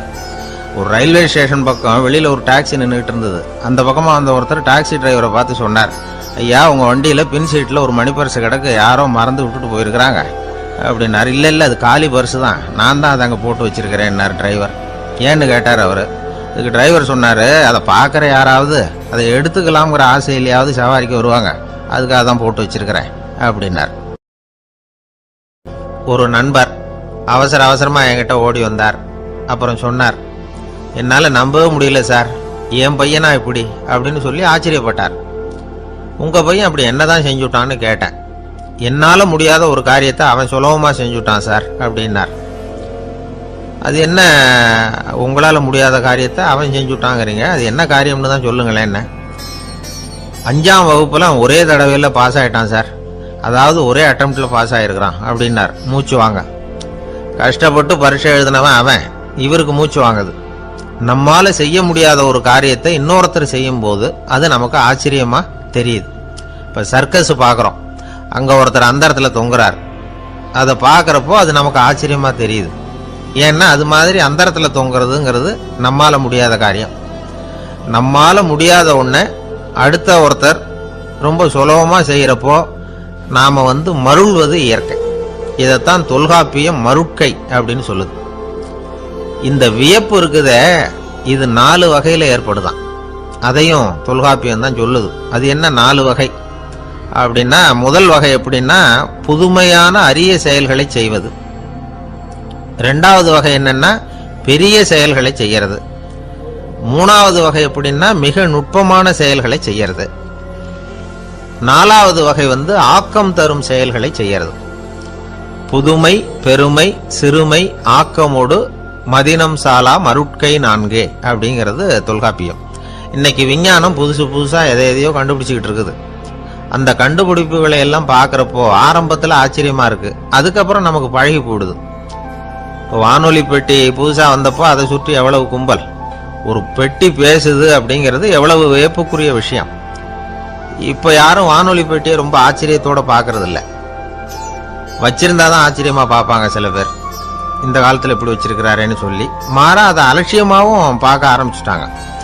மதினம் சாலா மருட்கை அப்படின்னு ஒரு சொற்றொடர் வருது பாருங்க, அதுல கருத்தாழம் உண்டு. எதை பத்தியும் போதுமான அளவு புரிஞ்சிக்காதப்போ ஒருத்தர் ஆச்சரியப்படுறார். புரிஞ்சுகிட்டதுக்கு அப்புறம் ஆச்சரியம் மறைஞ்சு போடுது. மிக நுட்பமான செயல்களும் நம்மளை ஆச்சரியப்பட வைக்குது. ஒரு அரிசியில ஒரு திருக்குறள் எழுதி காட்டுறாங்க, ஒரு முட்டை ஓட்டுக்குள்ள ஓவியம் தீட்டி காட்டுறாங்க. கருங்கல் சிற்பங்கள்ல எவ்வளவு நுட்பமான வேலைப்பாடுகள், அதையெல்லாம் பார்த்து ஆச்சரியப்படுறோம். இது மாதிரியே ஆக்கப்பூர்வமான செயல்களும் நம்மளை வியப்பில் ஆழ்த்தும். குப்பை கூலங்களை கூட வாழ்க்கைக்கு பயன்படுகிற பொருளா மாற்றுகிறவர்கள் இருக்கிறாங்க. அவங்களுடைய செயல் நமக்கு ஆச்சரியத்தை தருது. இடைக்காட்டு சித்தர்னு ஒருத்தர் இருந்தார். அவர் பாடிய 30 நூல்ல ஒரு பாட்டு வருது.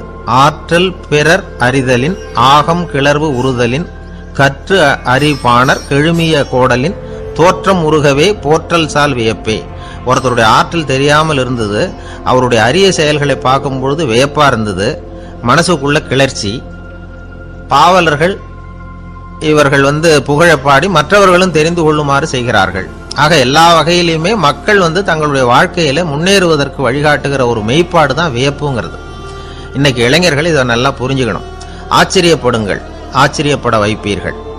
இந்த காலத்துல நம்ம எப்படி எல்லாமோ ஆச்சரியப்பட வைக்கிற அதிசய மனிதர்கள் இருக்கிறாங்க. ஒரு ஆளை பிடிச்சி ஜெயிலுக்கு கொண்டுட்டு வந்தாங்க. சிறை அதிகாரி அவனை ரொம்பவும் ஆச்சரியமா பார்த்தார்.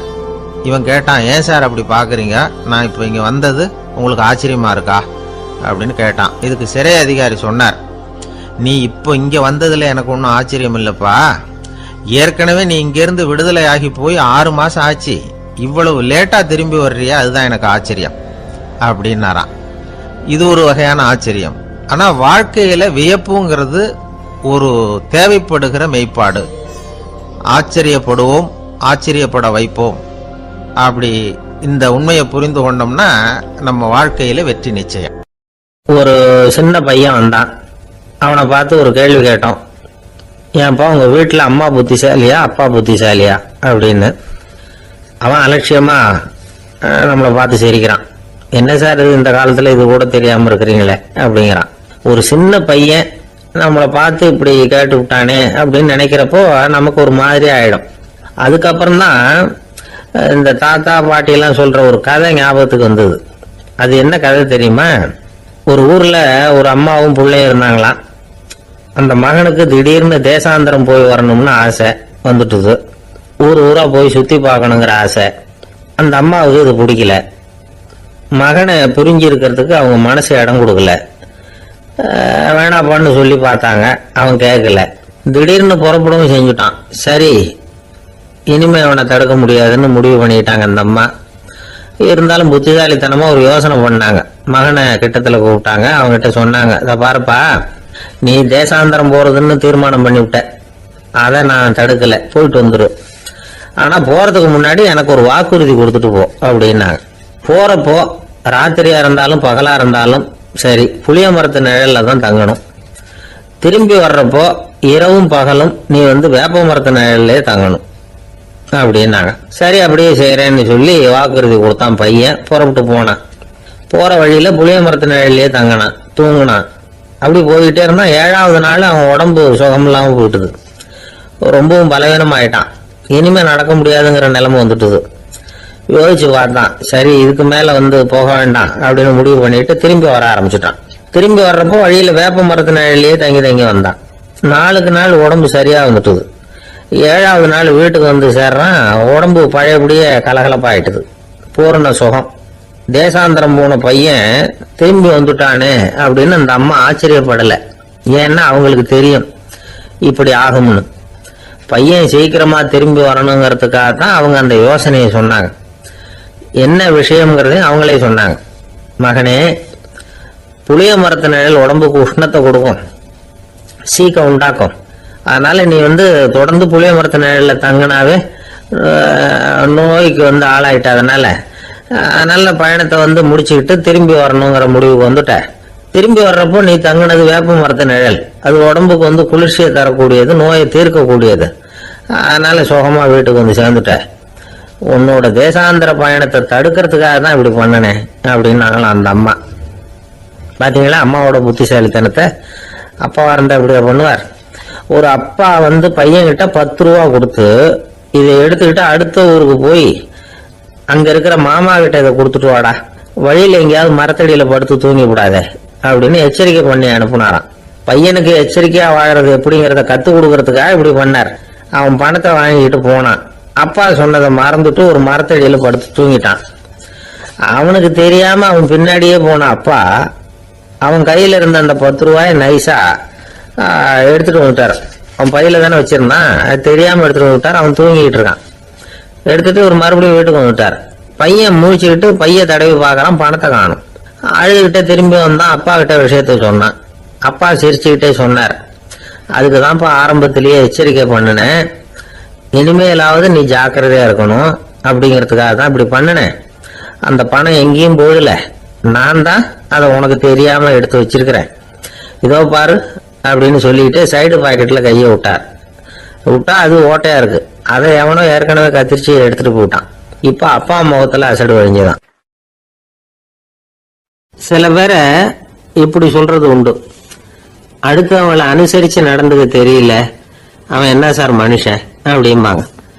சக மனிதர்களோட எப்படி பழகிறது அப்படின்னு தெரியாதனாலேயே பல பேர் இன்னைக்கு சங்கடப்பட்டு இருக்கிறாங்க. வசதி வாய்ப்பெல்லாம் சரியா இருக்கும், ஆனா வாழ்க்கை சரியா இருக்காது. இன்னொருத்தர்கிட்ட எப்படி பேசுறது பழகிறதுங்கிறது தெரியாதனாலதான் இந்த அவஸ்தை.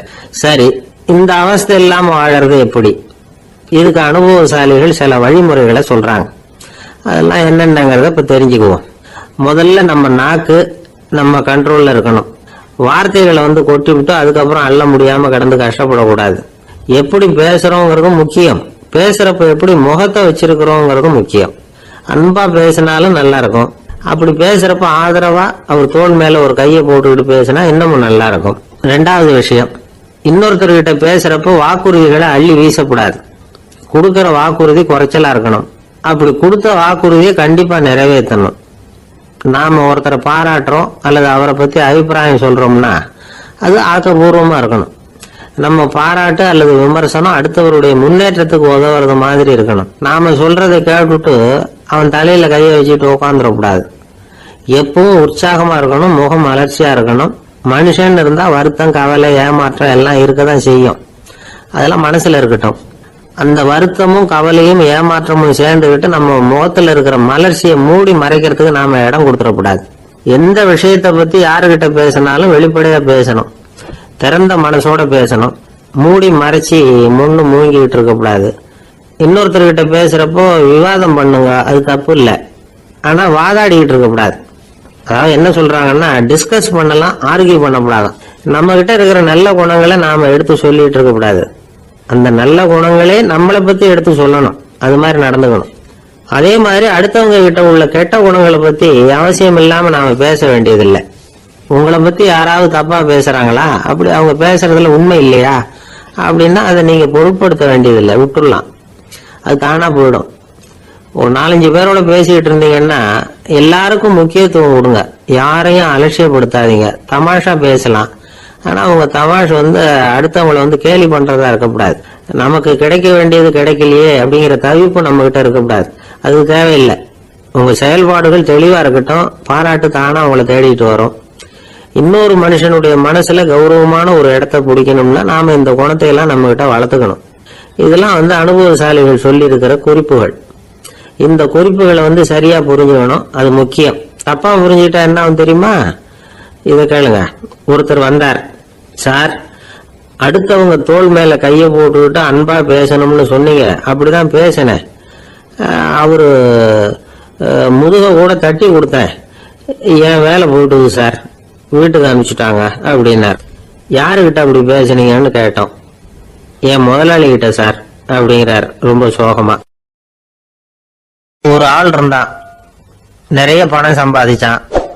ஆனா செலவு பண்ண மனசு வரல. கருமி. அவன் என்ன பண்ணா, சேர்த்த பணம் பூராவையும் ஒரு மரத்தடியில புதைச்சி வச்சிருந்தான். வாரத்துக்கு ஒரு தடவை அந்த மரத்தடிக்கு வருவான். புதைச்ச இடத்த ஆவலோட பார்த்துக்கிட்டு இருப்பான். அதுக்கப்புறம் போயிடுவான். அவ்வளவுதான். ஒரு நாள் ஒரு திருடன் வந்தான். இவன் புதைச்சி வச்சிருந்ததெல்லாம் எடுத்துட்டு போட்டான். இது தெரிஞ்சு போச்சு. அந்த கருமி புலம்ப ஆரம்பிச்சுட்டான். இவன் புலம்பல கேட்டதும் அக்கம் பக்கத்துல இருந்தவங்க எல்லாம் ஓடி வந்தாங்க. என்ன விஷயம்னு விசாரிச்சாங்க. இவன் சொன்னான். ஒரு பெரியவர் கேட்டார், ஏப்பா வாரம் இந்த இடத்த பாக்குறதாக சொன்னியே, எப்பவாவது இதுல இருக்கிற பணத்தை எடுத்து செலவு பண்ணிருக்கியா அப்படின்னு கேட்டார். நான் அப்பப்போ அதை பாக்குறது தான் வழக்கம், அதை தொட்டதே இல்லைன்னு. அவன் சரி அப்படின்னா இப்பவும் நீ அதே மாதிரி வாரம் ஒரு தடவை இந்த இடத்த பார்த்துட்டு போகலாமே அப்படின்னாராம் அந்த பெரியவர். அதுவும் சரிதானே. எவ்வளவு காலமானாலும் அவன் அந்த பணத்தை எடுத்து செலவு பண்ண போறதில்ல. அப்படி இருக்கிறப்ப உள்ளே பணம் இருந்தாலும் ஒண்ணுதான், இல்லாம போனாலும் ஒண்ணுதான். இதுல இருந்து என்ன புரியுதுன்னா, ஒருத்தர்கிட்ட இருக்கிற பணத்தை கொண்டு அவர் பணக்காரரா ஏழையா அப்படின்னு முடிவு செய்யறது சரியில்லை. அந்த செல்வத்தை அனுபவிக்கிற திறன், பயன்படுத்துற திறன், அதை வச்சுதான் அவர் ஏழையா பணக்காரரா அப்படிங்கிறத நிர்ணயம் பண்ணணும். அதுதான் சரி. செலவு பண்ண தெரியாதவன் சேகரம் பண்ணிட்டே இருக்கிறதுனால என்ன பிரயோஜனம்?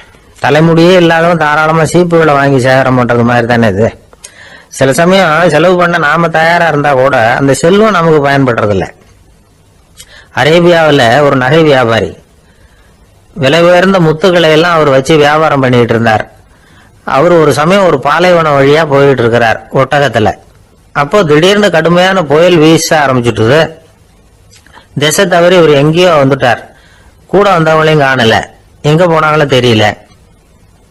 இவர் ரொம்ப பயந்து போய் அங்கே எங்கேயுமா அலைஞ்சு திரியிறார். வழியே தெரியல. பசி கடுமையாயிட்டுது. ஒட்டகத்து முதுகுல ஒரு மூட்டை இருந்தது. அதை பிரிச்சு பார்த்தார். உள்ள ஏதாவது இருக்கான்னு தேடி பார்க்கிறார். அது வரைக்கும் கண்ணுல தட்டுப்படாத அபூர்வமான ஒரு பை கண்ணில் பட்டுது. ஆஹா, அதுல ஏதாவது சாப்பிட்றதுக்கு இருக்கும் அப்படின்னு நினைச்சு ஆவலா அதை பிரிச்சு பார்க்கிறார். அந்த பையில விலை உயர்ந்த முத்துக்கள் நிறைய இருந்துதான். அப்பதான் அவர் நினைச்சாராம், விலை உயர்ந்த முத்துக்கள் கூட சாப்பிட்றதுக்கு உணவாக முடியாது அப்படிங்கிறத புரிஞ்சுக்கிட்டாராம். எந்த நேரத்துல எது நமக்கு தேவையோ அது நமக்கு தாராளமா கிடைக்கணும். அப்படி அது கிடைக்கிறதுக்கு நம்ம கிட்ட இருக்கிற செல்வம் பயன்படணும். அது நமக்கும் பயன்படலாம், நம்ம மூலமா அடுத்தவங்களுக்கும் பயன்படலாம். அதுதான் செல்வத்தின் பயன். ஒரு மரத்தடியில ஒருத்தன் உட்காந்து அழுதுகிட்டு இருந்தான். அந்த பக்கமா வந்த இன்னொருத்தன் ஏப்பா அழுதுகிட்டு இருக்கிறேன்னு கேட்டான். இந்த இடத்துலதான் பூமிக்கு அடியில பணம் இருக்குது, புதைச்ச இடம் தெரியல, அதான் அழறேன் அப்படின்னா. நல்லா ஞாபகப்படுத்தி பாரு, எந்த இடத்துல புதைச்ச அப்படின்னு கேட்டான் இவன். அது எப்படி எனக்கு தெரியும், புதைச்சு வச்சிருக்கிறவன் நான் இல்லையே, எங்க எழுத்து வீட்டுக்காரன் அப்படின்னானா இவன். ஒரு பல்கலைக்கழகம், அங்க ஒரு இலக்கிய பேராசிரியர், அவர் பாடம் நடத்திக்கிட்டு இருந்தார். ராபர்ட் பிரௌனிங் எழுதிய கவிதைகளை பத்தி சொல்லிட்டு இருக்கிறார். மாணவர்களும் ரொம்ப அக்கறையா அதை கேட்டுக்கிட்டு இருக்கிறாங்க. ஒரு குறிப்பிட்ட கவிதையை பத்தி சொல்லும்போது அந்த பேராசிரியருக்கே ஒரு சந்தேகம். அதாவது அந்த கவிதையின் சரியான அர்த்தம் என்னங்கிறதுல சந்தேகம். பேராசிரியர் யோசனை பண்ணார். அந்த கவிதையை முழுசா புரிஞ்சுக்க முடியல. அதனால மாணவர்களை பார்த்து சொன்னார், மாணவர்களே, ஒரு நாள் பொறுத்துங்க, இந்த கவிதையை எழுதின கவிஞர் எங்க வீட்டுக்கு பக்கத்துல தான் இருக்கிறாரு. இன்னைக்கு சாயந்தரம் நான் அவரை நேரிலேயே போய் பாக்குறேன், பார்த்து இதுக்கு என்னங்க அர்த்தம்னு கேட்டுட்டு வந்துடுறேன், அதுக்கப்புறம் உங்ககிட்ட சொல்றேன் அப்படின்னாரா. அன்னைக்கு சாயந்தரமே அந்த பேராசிரியர் கவிஞரை தேடிட்டு போயிட்டார். கவிஞர் அவங்க வீட்டுல அவர் பாட்டு உட்காந்துருந்தாரா. இவரு போய் அவர் முன்னாடி உட்கார்ந்தார். அப்புறம் கேட்டார், ஐயா, அந்த கவிதையின் முழு பொருள் என்னன்னு தெரிஞ்சுட்டு போறதுக்காக வந்திருக்கிறேன் அப்படின்னாராம். எந்த கவிதை அப்படின்னாராம் அவரு. இவர் அந்த கவிதையை சொல்லியிருக்கார். கவிஞர் கொஞ்சம் யோசனை பண்ணிவிட்டு அப்புறம் சொன்னாராம், பேராசிரியரே, நீங்க கொஞ்சம் தாமதமா வந்துட்டீங்கன்னாராம். இவருக்கு ஒன்னும் புரியல. நீங்க என்ன சொல்றீங்க, நான் தாமதமா வந்துட்டேன்னா? நீங்க தான் உயிரோட இருக்கிறீங்களே, அப்படி இருக்கும்போது நான் தாமதமா வந்துட்டேன்னா அது எப்படி அப்படின்னு இவர் குழம்பி இருக்கிறார். இப்ப கவிஞர் சொன்னாராம், ஐயா, நான் உயிரோட இருக்கிறேன்னா இல்லையாங்கிறது முக்கியம் இல்லை. நான் அந்த கவிதை வரிகளை எழுதினப்போ 2 பேருக்கு அதோட அர்த்தம் தெரிஞ்சிருந்தது. இப்போ ஒரே ஒருத்தருக்கு தான் அதோட அர்த்தம் தெரியும் அப்படின்னாராம். பேராசிரியர் யோசனை பண்ணிருக்கார். அப்படின்னா அந்த ஒருத்தர் கவிஞர் ராபர்ட் பிரௌனிங்கை தவிர வேற யாரா இருக்க முடியும்? இவர் தான் அப்படிங்கறத அவர் மனசுல நினைச்சுக்கிட்டார். அதனால சொன்னார், ஐயா, நான் தாமதமா வரல, அந்த கவிதையின் பொருள் என்ன அது சொல்லுங்கன்னார். பேராசிரியரே, நான் சொல்றது உங்களுக்கு புரியலன்னு நினைக்கிறேன். நான் இந்த வரிகளை எழுதினப்போ 2 பேருக்கு அதோட அர்த்தம் தெரிஞ்சிருந்தது. அந்த 2 பேர் யாருன்னா, ஒருத்தர் ராபர்ட் பிரௌனிங், அதாவது நான், இன்னொருத்தர் கடவுள். இப்போ அது கடவுளுக்கு மட்டும்தான் தெரியும். நானே இதை பத்தி பல தடவை யோசனை பண்ணி பார்த்தேன். இது ரொம்ப அழகானது, ஆனாலும் ரொம்ப வழுக்கலானது. அதை பிடிச்சிட்டோம்னு நினைச்சிட்டு இருக்கும் போதே காத்து மாதிரி அது உங்ககிட்ட இருந்து ஓடி போயிடுது. எனக்கு ரொம்ப வருத்தமா தான் இருக்குது. நிச்சயமா நான் தான் இந்த வரிகளை எழுதியிருக்கிறேன். அதுல அர்த்தம் இருக்குங்கிறது எனக்கு தெரியும், அதை நான் உணர்றேன். ஆனா நீங்க என்ன மன்னிக்கணும், எனக்கே கூட அதை என்னால விளக்க முடியல. அப்படி இருக்கும்போது உங்களுக்கு எப்படி அதை நான் விளக்க முடியும் அப்படின்னு அந்த கவிஞர். அனுபவிக்கப்படக்கூடிய எல்லாமே விளக்கப்படக்கூடிய ஒன்றல்ல, விளக்கப்படும் எல்லாமே அனுபவிக்கப்படக்கூடிய ஒன்றல்ல அப்படிங்கிறது ஞானிகளுடைய கருத்து. அதுக்காக தான் அந்த சம்பவம். வாழ்க்கையில நீங்கள் தொடர்ந்து ஆய்வு செய்து கொண்டே இருக்கக்கூடிய விளக்கங்களை ஒருபோதும் அடைய முடியாத பரிமாணங்கள் இருக்கிறதுனாலதான் அது அலுப்பு தட்டாம இருக்குது. உங்களால நிறைய அனுபவிக்க முடியும், இருந்தாலும் நீங்கள் அனுபவித்து அறிந்த விஷயங்கள் கூட வார்த்தைகளால விளக்கப்பட முடிவதில்லை அப்படிங்கிறது பெரியோர் சிந்தனை. இதெல்லாம் ஒரு பக்கம் இருக்கட்டும். நமக்கு தெரிஞ்ச பேராசிரியர் ஒருத்தர் 1 மணி நேரம் ரொம்ப விவரமா வகுப்பு எடுத்தார். கடைசியா சொன்னார், மாணவர்களே, ரொம்பவும் எளிமையா விளக்கமா எல்லா விவரமும் சொல்லியிருக்கிறேன். அதனால இதுல உங்களுக்கு சந்தேகம் வர்றதுக்கு வாய்ப்பே இல்லை. இருந்தாலும் கேட்க வேண்டிய கடமை கேட்கிறேன். இதுவரைக்கும் நடத்தினதுல யாருக்காவது ஏதாவது சந்தேகம் உண்டா அப்படின்னு கேட்டாராம். எனக்கு ஒரே ஒரு சந்தேகம் தான் சார் அப்படின்னு எழுந்திரிச்சு நிக்கிறான் ஒருத்தன். என்னன்னு கேட்டாராம். இதுவரைக்கும் நீங்க என்ன பாடம் சார் நடத்தினீங்க அப்படின்னானா அவன். பந்திக்கு முந்தர ஆசாமிகள் நம்மள பல பேர் உண்டு. அப்படி முந்தறதுக்கு கூட முயற்சி பண்றவங்க நிறைய பேர் இருக்கிறாங்க. இதுல என்ன ஒரு விஷயம்னா, பந்திக்கு முந்தறது கூட தப்பு இல்லை. ஆனா அப்படி ஒரு விருந்துல ஆளா போய் உட்காந்து சாப்பிட்டா கூட வெளியில வர்றப்ப என்ன பெரிய விருந்து வச்சுட்டான், சாம்பார்ல உப்பு இல்ல, ரசத்துல காரம் இல்ல அப்படின்னு குறை சொல்லிட்டே வர்றது இருக்கு பாருங்க. அது சரியில்லை, நாகரிகமும் இல்லை. கல்யாண பத்திரிகையில என்ன போட்டிருக்குது, என் பொண்ணுக்கும் இன்னார் பையனுக்கும் கல்யாணம், எல்லாரும் குடும்பத்தோட வந்திருந்து மணமக்கள் ஆசீர்வதிக்கணும், இப்படித்தானே போட்டிருக்கோம். குடும்பத்தோட வந்து விருந்து சாப்பிட்டு சாப்பாடு எப்படி இருக்குன்னு அபிப்பிராயம் சொல்லிவிட்டு போங்க அப்படின்னா போட்டிருக்கு கல்யாண பத்திரிகையில. ஒருத்தர் வீட்டு விசேஷத்துக்கு போயிருக்கோம்னா எவ்வளவோ அசௌகரியங்கள் நமக்கு ஏற்படலாம். ஏராளமான கூட்டம் வந்திருக்கும். எல்லாரையும் அவங்க வந்து தனித்தனியா கவனிச்சுக்கிட்டு இருக்க முடியாது. நாம தான் அனுசரிச்சு நடந்துக்கணும். நாமளா போய் வாழ்த்த வேண்டியவங்களை வாழ்த்தி விட்டு வந்து சேரணும். அதை விட்டுட்டு பத்திரிகை கொடுத்தானேன்னு போனேன், கவனிப்பே சரியில்லை அப்படின்னு புலம்பிக்கிட்டு இருக்கக்கூடாது. ஒரு விருந்துக்கு போனா அங்க எப்படி நடந்துக்கணும் அப்படிங்கறத பத்தி கூட அனுபவசாலிகள் சில விவரங்கள்லாம் சொல்லியிருக்கிறாங்க. இந்த காலத்துல கல்யாணம், பிறந்த நாள், அது இதுன்னு நிறைய விருந்துகள் நடக்குது. அதெல்லாம் எதுக்காக? மனித உறவுகளை வளர்த்துக்கிறதுக்காக தான், வேற எதுக்கு? ஒரு விருந்துக்கு போனா அமைதியா பொறுமையா போய் உட்காரணும். அடிச்சு பிடிச்சிக்கிட்டு இடத்த பிடிக்க போறேன் அப்படின்னு நிக்கக்கூடாது. முதல் பந்தி நடந்துகிட்டு இருந்தா அது முடிஞ்சு இலை எடுத்து சுத்தம் பண்ணதுக்கு அப்புறம் போய் உட்கார்றது தான் நாகரீகம். இலை எடுக்கிறதுக்கு முன்னாடியே அங்க போய் உட்காந்தா நல்லா இருக்காது. நீங்க சாப்பிட்டுட்டு உட்காந்துருக்கீங்களா, சாப்பிட்றதுக்கு உட்காந்துருக்கீங்களா, பாக்குறவங்களுக்கு சந்தேகம் வந்துடும்.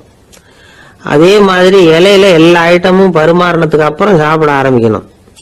ஒவ்வொரு ஐட்டமா வைக்க வைக்க நாம பாட்டுக்கு எடுத்து உள்ள தள்ளிட்டே இருந்தோம்னா எதை வச்சோம் எதை வைக்கலன்னு பரிமாறினவரே குழம்பி போடுவார்.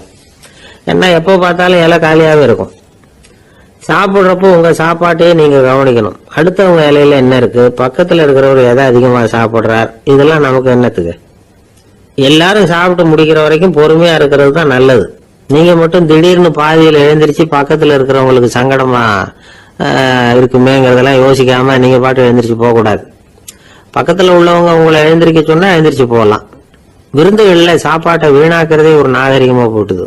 இந்த காலத்துல சாப்பாட்டுக்கே கஷ்டப்பட்டுக்கிட்டு பல பேர் இந்த உலகத்துல இருக்கிறப்போ சாப்பாட்டை வீணாக்குறது எவ்வளவு பெரிய மோசம்ங்கிறத நினைச்சு பார்க்கணும். வேணுங்கிற அளவுக்கு கேட்டு வாங்கி சாப்பிடுறது தான் முறை.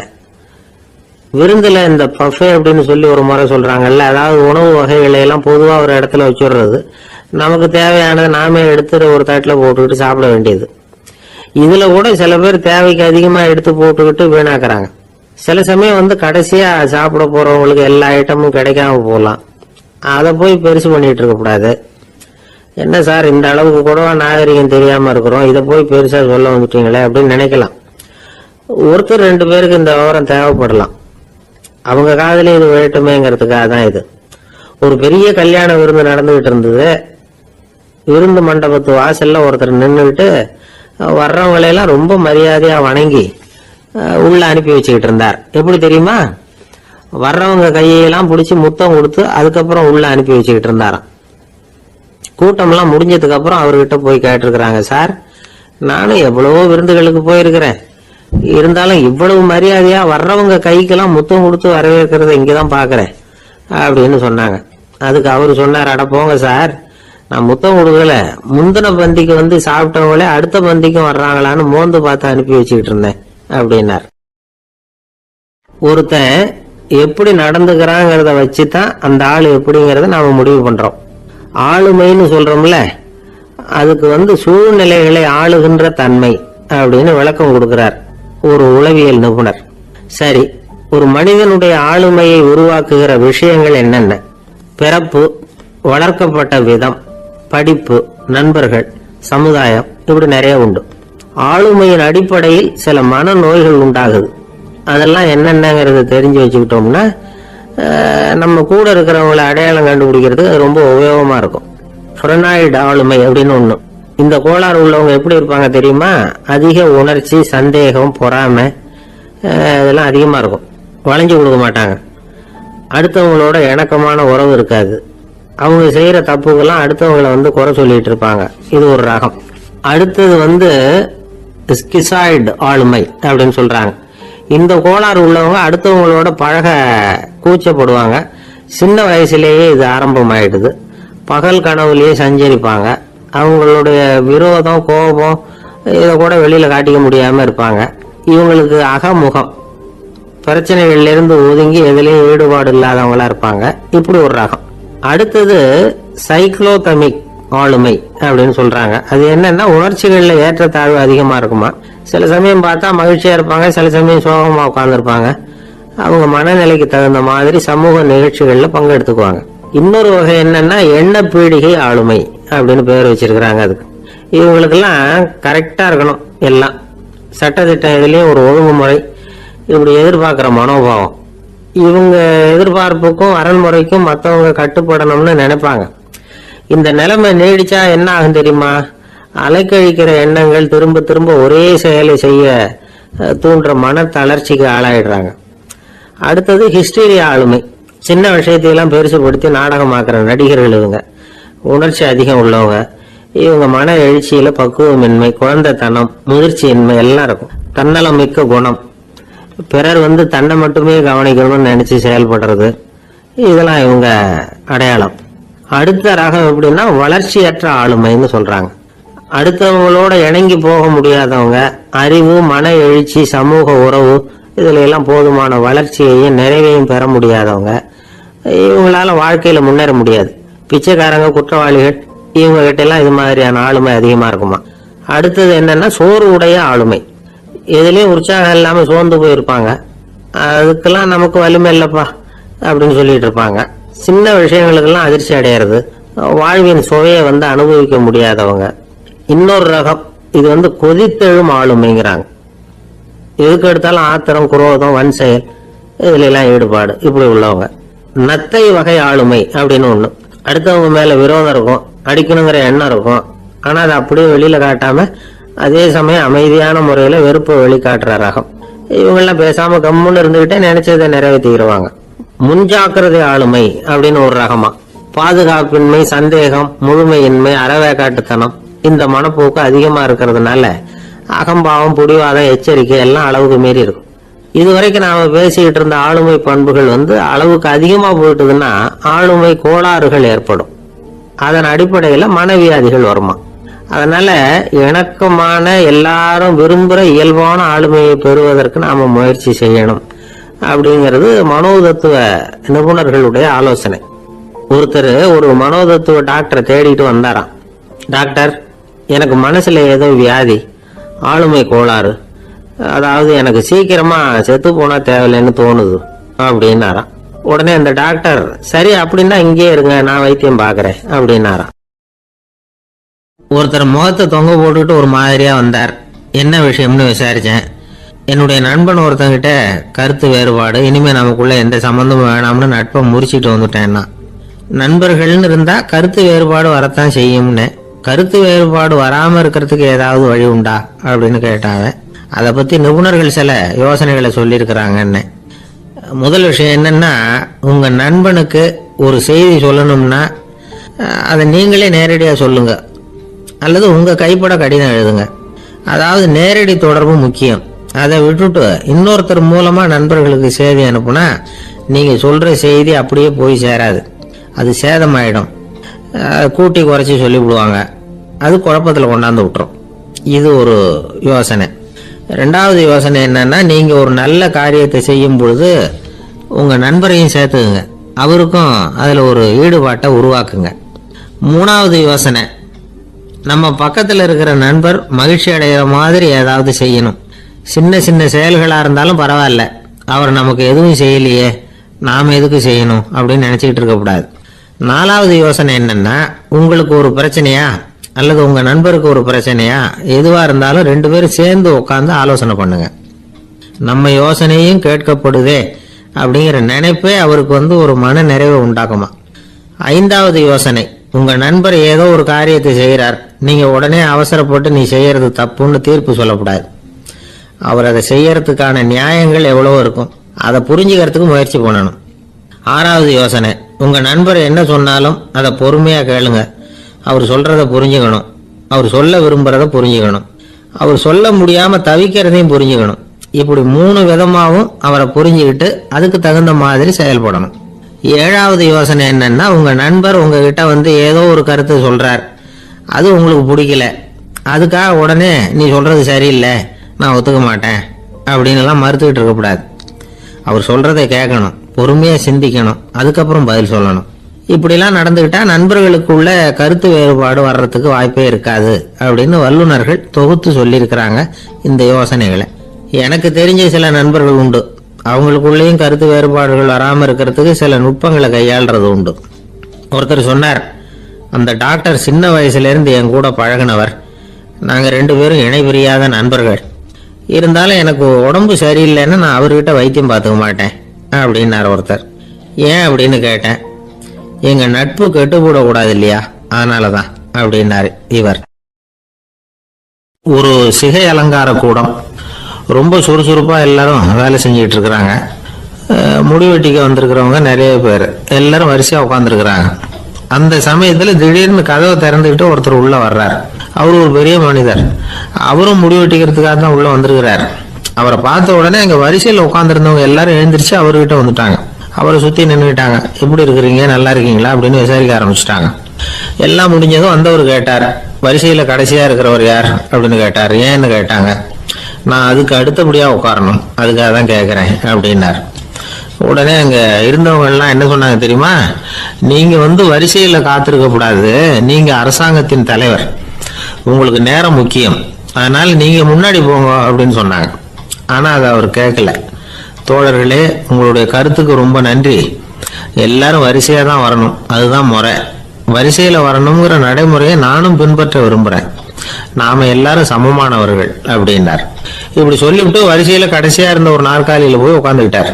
தன் சட்டை பையில் இருந்த ஒரு செய்தித்தாளை எடுத்தார், படிக்க ஆரம்பிச்சிட்டார். ஆனால் அங்கே இருந்தவங்களால இதை பார்த்துக்கிட்டு சும்மா இருக்க முடியல. ஒருத்தர் எழுந்திரிச்சு வந்தார். ஐயா, இப்போ என்னுடைய முறை வந்திருக்குது, நான் தான் போக வேண்டிய முறை. உங்களை இங்கே காத்திருக்க வைக்கிறத விட ஒரு 5 ஆண்டுகளுக்கு கூட நான் முடிவெட்டிக்காமே இருந்துட முடியும் அப்படின்னார். அவர் மறுபடியும் சொன்னார், ஐயா, நீங்க வரிசை முறையை தாண்டி போக விருப்பப்படல, சரி, ஆனா என்னுடைய முறையை மாத்தி கொடுக்கறதுக்கு எனக்கு முழு உரிமை இருக்குது. இதுக்கு பதிலா உங்களுடைய கடைசி இடத்தை நான் எடுத்துக்கிறேன், இதை நீங்க மறுக்க முடியாதுன்னார்.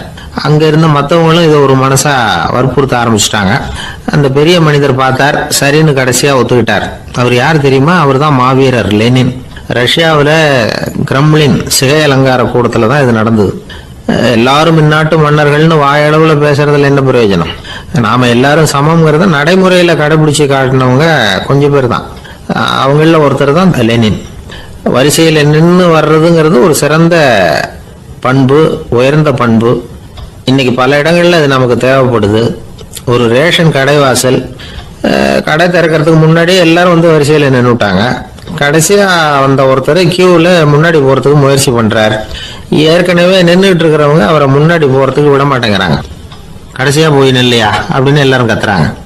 அதான் அவர் காதுல வாங்கல, முண்டி அடிச்சுக்கிட்டு முன்னாடி போறதுக்கே முயற்சி பண்ணிட்டு இருக்கிறார்.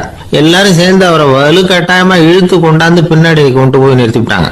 நிறுத்திவிட்டு சொன்னாங்க, இதை பாருப்பா, நாங்க இருக்கிற வரைக்கும் நீங்க முன்னாடி போய் எதையும் வாங்க முடியாது, தெரிஞ்சுக்கோ அப்படின்னாங்க. இப்போ அந்த ஆள் சொன்னாராம், நான் இங்க பின்னாடி நிக்கிற வரைக்கும் நீங்களும் எதுவும் வாங்க முடியாது அப்படின்னாராம். ஏன்னு கேட்டிருக்கிறாங்க. நான் தான் அந்த கடையை திறக்க வேண்டிய ஆள் அப்படின்னா. ஒருத்தர் ஒரு தவறு செஞ்சு விடுறாருன்னு வச்சுங்க, உடனே நீ செஞ்சது தவறு அப்படின்னு சொல்றது ஒரு வகை. அதுக்கு பதிலா எது சரின்னு அவர் புரிந்து கொள்ள உதவி செய்யறது இன்னொரு வகை. இந்த 2வது வகை இருக்கு பாருங்க, நிர்வாக இயல்ல இது ரொம்ப முக்கியம். அலுவலகத்தில் வேலை பார்க்குற ஒருத்தர் முக்கியமா தெரிஞ்சுக்க வேண்டியது என்ன தெரியுமா?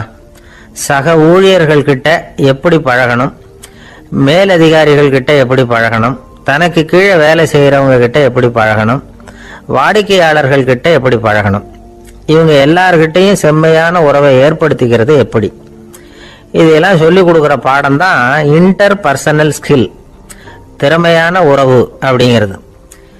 எந்த வேலையில் இருந்தாலும் சரி, இந்த உறவுகளை வளர்க்கும் திறன் உள்ளவங்க சீக்கிரம் முன்னுக்கு வந்துடுறாங்க.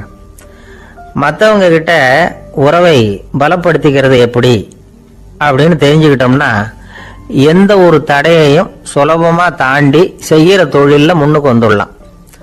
ஹார்வர்டு பல்கலைக்கழகத்துல ஒரு கணக்கெடுப்பு பண்ணி பார்த்தாங்களாம். பார்க்கிற வேலையில எது மாதிரி குணாதிசயம் உள்ளவங்க வேகமா முன்னுக்கு வர்றாங்க அப்படின்னு தெரிஞ்சுக்கிறதுக்காக இந்த கணக்கெடுப்பு. வெவ்வேறு துறையில வேகமா முன்னுக்கு வந்திருக்கிற பல பேரை சந்திச்சு இந்த சர்வேயை நடத்தி இருக்கிறாங்க. அவங்க கண்டுபிடிச்சு சொல்லியிருக்கிற உண்மை என்ன தெரியுமா? ஒருத்தர் ஒரு வேலையில இருந்தா அது சம்பந்தப்பட்ட சப்ஜெக்ட் பற்றிய அறிவு 35% இருந்தா போதுமா. ஆனா உறவுகளை வளர்க்கக்கூடிய திறன், இன்டர் பர்சனல் ஸ்கில் 65% வேணும். இப்படி உள்ளவங்க சீக்கிரம் முன்னுக்கு வந்துடுறாங்களாம். அதனால ஒருத்தருக்கு வேலை சரியா புரியலைன்னா கூட விவரமா மற்றவங்க கிட்ட பழகிறது எப்படின்னு புரிஞ்சா போதும், அவர் முன்னுக்கு வந்துடலாம். அலுவலகங்கள்ல மட்டும் இல்லை, எல்லா இடங்கள்லையும் இது ரொம்ப முக்கியம். வீட்டுக்குள்ளேயும் இது ரொம்ப முக்கியம், வீட்டுக்கு வெளியேயும் இது முக்கியம். அடுத்தவங்க கிட்ட பழகிறது எப்படிங்கிறத தெரிஞ்சுக்காதவன் வாழ்க்கையில முன்னேற முடியாது. இன்னைக்கு ஆயுதங்களால காயப்படுத்தி கொள்ளுகிறவர்களை விட வார்த்தைகளால காயப்படுத்தி கொள்ளுகிறவர்கள் தான் அதிகம். பெரியவங்க என்ன சொல்றாங்க தெரியுமா? நீங்க இந்த பூமியில பிறந்ததன் அர்த்தம் பூர்த்தி ஆகணும்னா அடுத்தவங்களுக்கு உதவி பண்ணுங்க. அடுத்தவங்களுக்கு உதவி செய்ய முடியாவிட்டால் கூட பரவாயில்லை, ஆனால் யாரையும் புண்படுத்தி விடாதீங்க அப்படின்னு சொல்றாங்க. எனக்கு தெரிஞ்ச ஒருத்தர் ஒரு அலுவலகத்தில் வேலை பார்க்குறார். அவர் சொல்லுவார், எனக்கு இந்த இன்டர்பர்சனல் ஸ்கில் ரொம்ப அதிகம் சார். சக ஊழியர்கள் கிட்ட ரொம்ப சுமூகமாக நடந்துக்குவேன். என் கூட வேலை பார்க்குற ஒருத்தருக்கு ஏதாவது ஒரு கஷ்டம்னா அந்த சமயத்தில் அவர் செய்ய வேண்டிய வேலையை நான் செஞ்சிருவேன் சார் அப்படிம்பார். நான் அவர்கிட்ட சமீபத்தில் அப்படி ஏதாவது செஞ்சுருக்கீங்களா அப்படின்னு கேட்டேன். செஞ்சுருக்கேன் சார். போன வாரம் புதன்கிழமை ஆஃபீஸில் என் பக்கத்து சீட்டுக்காரருக்கு வயிற்று வலி. உடனே நான் மெடிக்கல் லீவ் போட்டுட்டு எங்கள் வீட்டுக்கு போயிட்டேன் சார் அப்படின்னார். ஒரு சீன தேசத்து அரசர் இருந்தார். அவருக்கு வயசாயிட்டுது. அவருக்கு அடுத்தபடியாக அவருடைய புள்ள பட்டத்துக்கு வரணும், ஆட்சி பொறுப்பை ஏற்றுக்கணும். ஒரு நல்ல தலைவனுக்கு இருக்க வேண்டிய பண்புகள்லாம் தன்னுடைய மகனுக்கு இருக்கணும்னு விரும்பினார் அந்த அரசர். அதனால இளவரசனை பக்கத்தில் இருந்த ஒரு குரு கிட்ட அனுப்புனார். இளவரசன் அவர்கிட்ட போய் சேர்ந்தான். அந்த குரு என்ன பண்ணார் தெரியுமா? இவனை பார்த்து சொன்னார், இதை பாருப்பா, நீ என்ன பண்ற, இப்பவே பக்கத்தில் இருக்கிற காட்டுக்கு போ, நடு காட்டில் போய் ஒரு இடத்துல உட்காந்துக்கோ. அங்கே என்னென்ன சத்தம்லாம் உன் காதில் விழுதுன்னு கவனிச்சு கேளு. உன் காதில் விழுந்த ஓசைகள் என்னென்னங்கிறத என்கிட்ட வந்து சொல்லு, அதுதான் எனக்கு தெரியணும், உனக்கு வேலையும் அதுதான் அப்படின்னு சொல்லி அனுப்பி வச்சுட்டார். இளவரசன் காட்டுக்கு போனான். குரு சொன்னபடியே ஒரு இடத்துல உட்காந்து கவனிச்சு கேட்டான். அதுக்கப்புறம் குரு கிட்ட திரும்பி வந்தான். என்னென்ன சத்தம்லாம் கேட்ட அப்படின்னு கேட்டார் குரு. குருவே, காட்டுல நான் பறவைகள் சத்தம்லாம் கேட்டேன், மிருகங்களின் ஓசையையும் கேட்டேன், இதை தவிர இடி மின்னல் மழை இதுகளோட சத்தத்தையும் கேட்டேன் அப்படின்னா. குரு யோசனை பண்ணார், நீ இன்னமும் சரியா கேட்கல, அதனால மறுபடியும் காட்டுக்கு போ, கொஞ்ச நாள் தங்கி இருந்து கேட்டுட்டு வா அப்படின்னார். இளவரசனுக்கு ஒன்றும் புரியல. இருந்தாலும் குருவின் கட்டளையாச்சே, மறுக்க முடியுமா? உடனே அவன் மறுபடியும் காட்டுக்கு போனான். ஒரு இடத்துல உட்காந்தான். கொஞ்ச நேரம் உன்னிப்பா கவனிச்சு கேட்டான். சில நாள் கழிச்சு குரு கிட்ட திரும்பி வந்தான். குருவே, இந்த தடவை சில துல்லியமான சத்தங்களை எல்லாம் கேட்டான். தேனி பறக்கிற சத்தம், நீரோடையின் மெல்லிய ஓசை, இதெல்லாம் கேட்டேன்னா. குரு சிரிச்சார். நீ மறுபடியும் காட்டுக்கு போ, இன்னும் சில நாள் அங்கே இரு, முழுமையா கவனமா கேட்டுட்டு வா அப்படின்னு சொல்லி அனுப்பி வச்சுட்டார். இளவரசனுக்கு குழப்பம் அதிகமாயிட்டுது. ஒண்ணுமே புரியல. மறுபடியும் காட்டுக்கு போனான். மௌனமா ஒரு இடத்துல உட்காந்துட்டான். அப்படியே தியானத்துல ஆழ்ந்துட்டான். சில நாள்ல அவனுக்கு இதுவரை கேட்காத ஓசைகள்லாம் கேட்க ஆரம்பிச்சுட்டுது. இதைத்தான் நான் கேட்கணும்னு என்னுடைய குரு எதிர்பார்த்திருக்கிறாருங்கிறத புரிஞ்சுக்கிட்டான். உடனே குரு கிட்ட ஓடனான். குருவே, இந்த தடவை காதுகளுக்கு கேட்க முடியாத சில ஓசைகளை கூட என்னால உணர முடிஞ்சுது. பூ மலருகிற ஓசை, சூரியனால பூமி சூடாகிறப்ப எழுகிற ஓசை, காலை பனித்துளி இந்த புல்லுலாம் குடிக்கிற ஓசை, இது எல்லாம் என்னால நல்லா கேட்க முடிஞ்சுது அப்படின்னா. குருவுக்கு இப்பதான் திருப்தி ஏற்பட்டுதான். இளவரசனை பார்த்து சொன்னார், இதை பாருப்பா, இப்பதான் நாட்டை ஆளுகிற தகுதி உனக்கு வந்திருக்குது அப்படின்னு சொல்லி அதுக்கு விளக்கமும் கொடுத்தாராம். எந்த அரசன் தன்னுடைய மக்களின் இதயம் பேசுகிற மௌன மொழிய மௌன வார்த்தைகளை கேட்கிறானோ அவன் தான் ஆள தகுதி உள்ளவன்.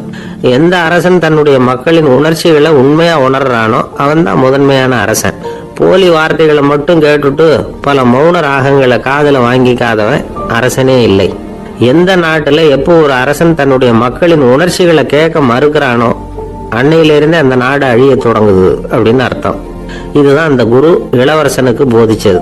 வாயால பேசுறத மட்டும் கேட்டு ஏமாறக்கூடாது, உணர்ச்சிகளையும் கேட்கறதுல தான் மனப்பக்குவம் உண்டாகும். மக்கள் உணர்ச்சிகளை புரிந்து கொள்ளாத அரசர்கள் நீடிச்சிருக்க முடியாது. அது மாதிரி நாடுகள்ல அடிக்கடி குழப்பம் தான் உண்டாகும். அப்படி இருந்தா அடிக்கடி ஆட்சி மாறிக்கிட்டு இருக்கும். அப்படிப்பட்ட ஒரு தேசம், அங்க ஒரு சிறைச்சாலையில 3 கைதிகள் பேசிக்கிட்டு இருந்தாங்க. ஒருத்தன் சொன்னான், நான் இந்த நாட்டு ராஜாவை எதிர்த்து பேசிக்கிட்டு இருந்தேன், அதனால என்ன புடிச்சு கொண்டாந்து இங்க போட்டுட்டாங்க அப்படின்னா ஒருத்தன். இன்னொருத்தன் சொன்னான், நான் இந்த நாட்டு ராஜாவை ஆதரிச்சு பேசிக்கிட்டு இருந்தேன், அதனால என்ன புடிச்சு கொண்டாந்து இங்க தள்ளி விட்டாங்க அப்படின்னா. அது சரி, நீ என்ன தப்பு பண்ண அப்படின்னு சொல்லி மூணாவது ஆளை பார்த்து இவங்க கேட்டாங்க. அதுக்கு அந்த ஆளு சொல்றான், நான் தான் இந்த நாட்டு ராஜா அப்படின்னாலாம். ஒரு நண்பர், அவர்கிட்ட பேசிக்கிட்டு இருந்தேன். மனித உறவுகள் பத்தி அவர் சொல்லிட்டு இருந்தார்.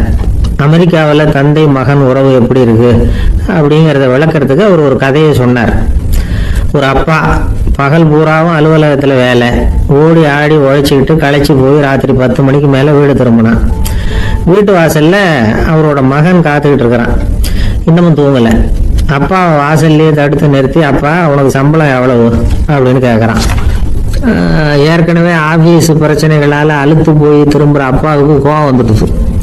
என்னடா இப்படிலாம் கேளுன்னு உங்கள் அம்மா உனக்கு சொல்லி கொடுத்தாளா அப்படின்னு சொல்லிட்டு உள்ளே போய் சட்டையை கட்டி மாட்டி விட்டு குளிச்சு விட்டு மறுபடியும் வெளியில் வந்து உடையை மாற்றுகிற சமயம் அப்போ மறுபடியும் மகன் உள்ளே வந்து நிற்கிறான் அவர் முன்னாடியே.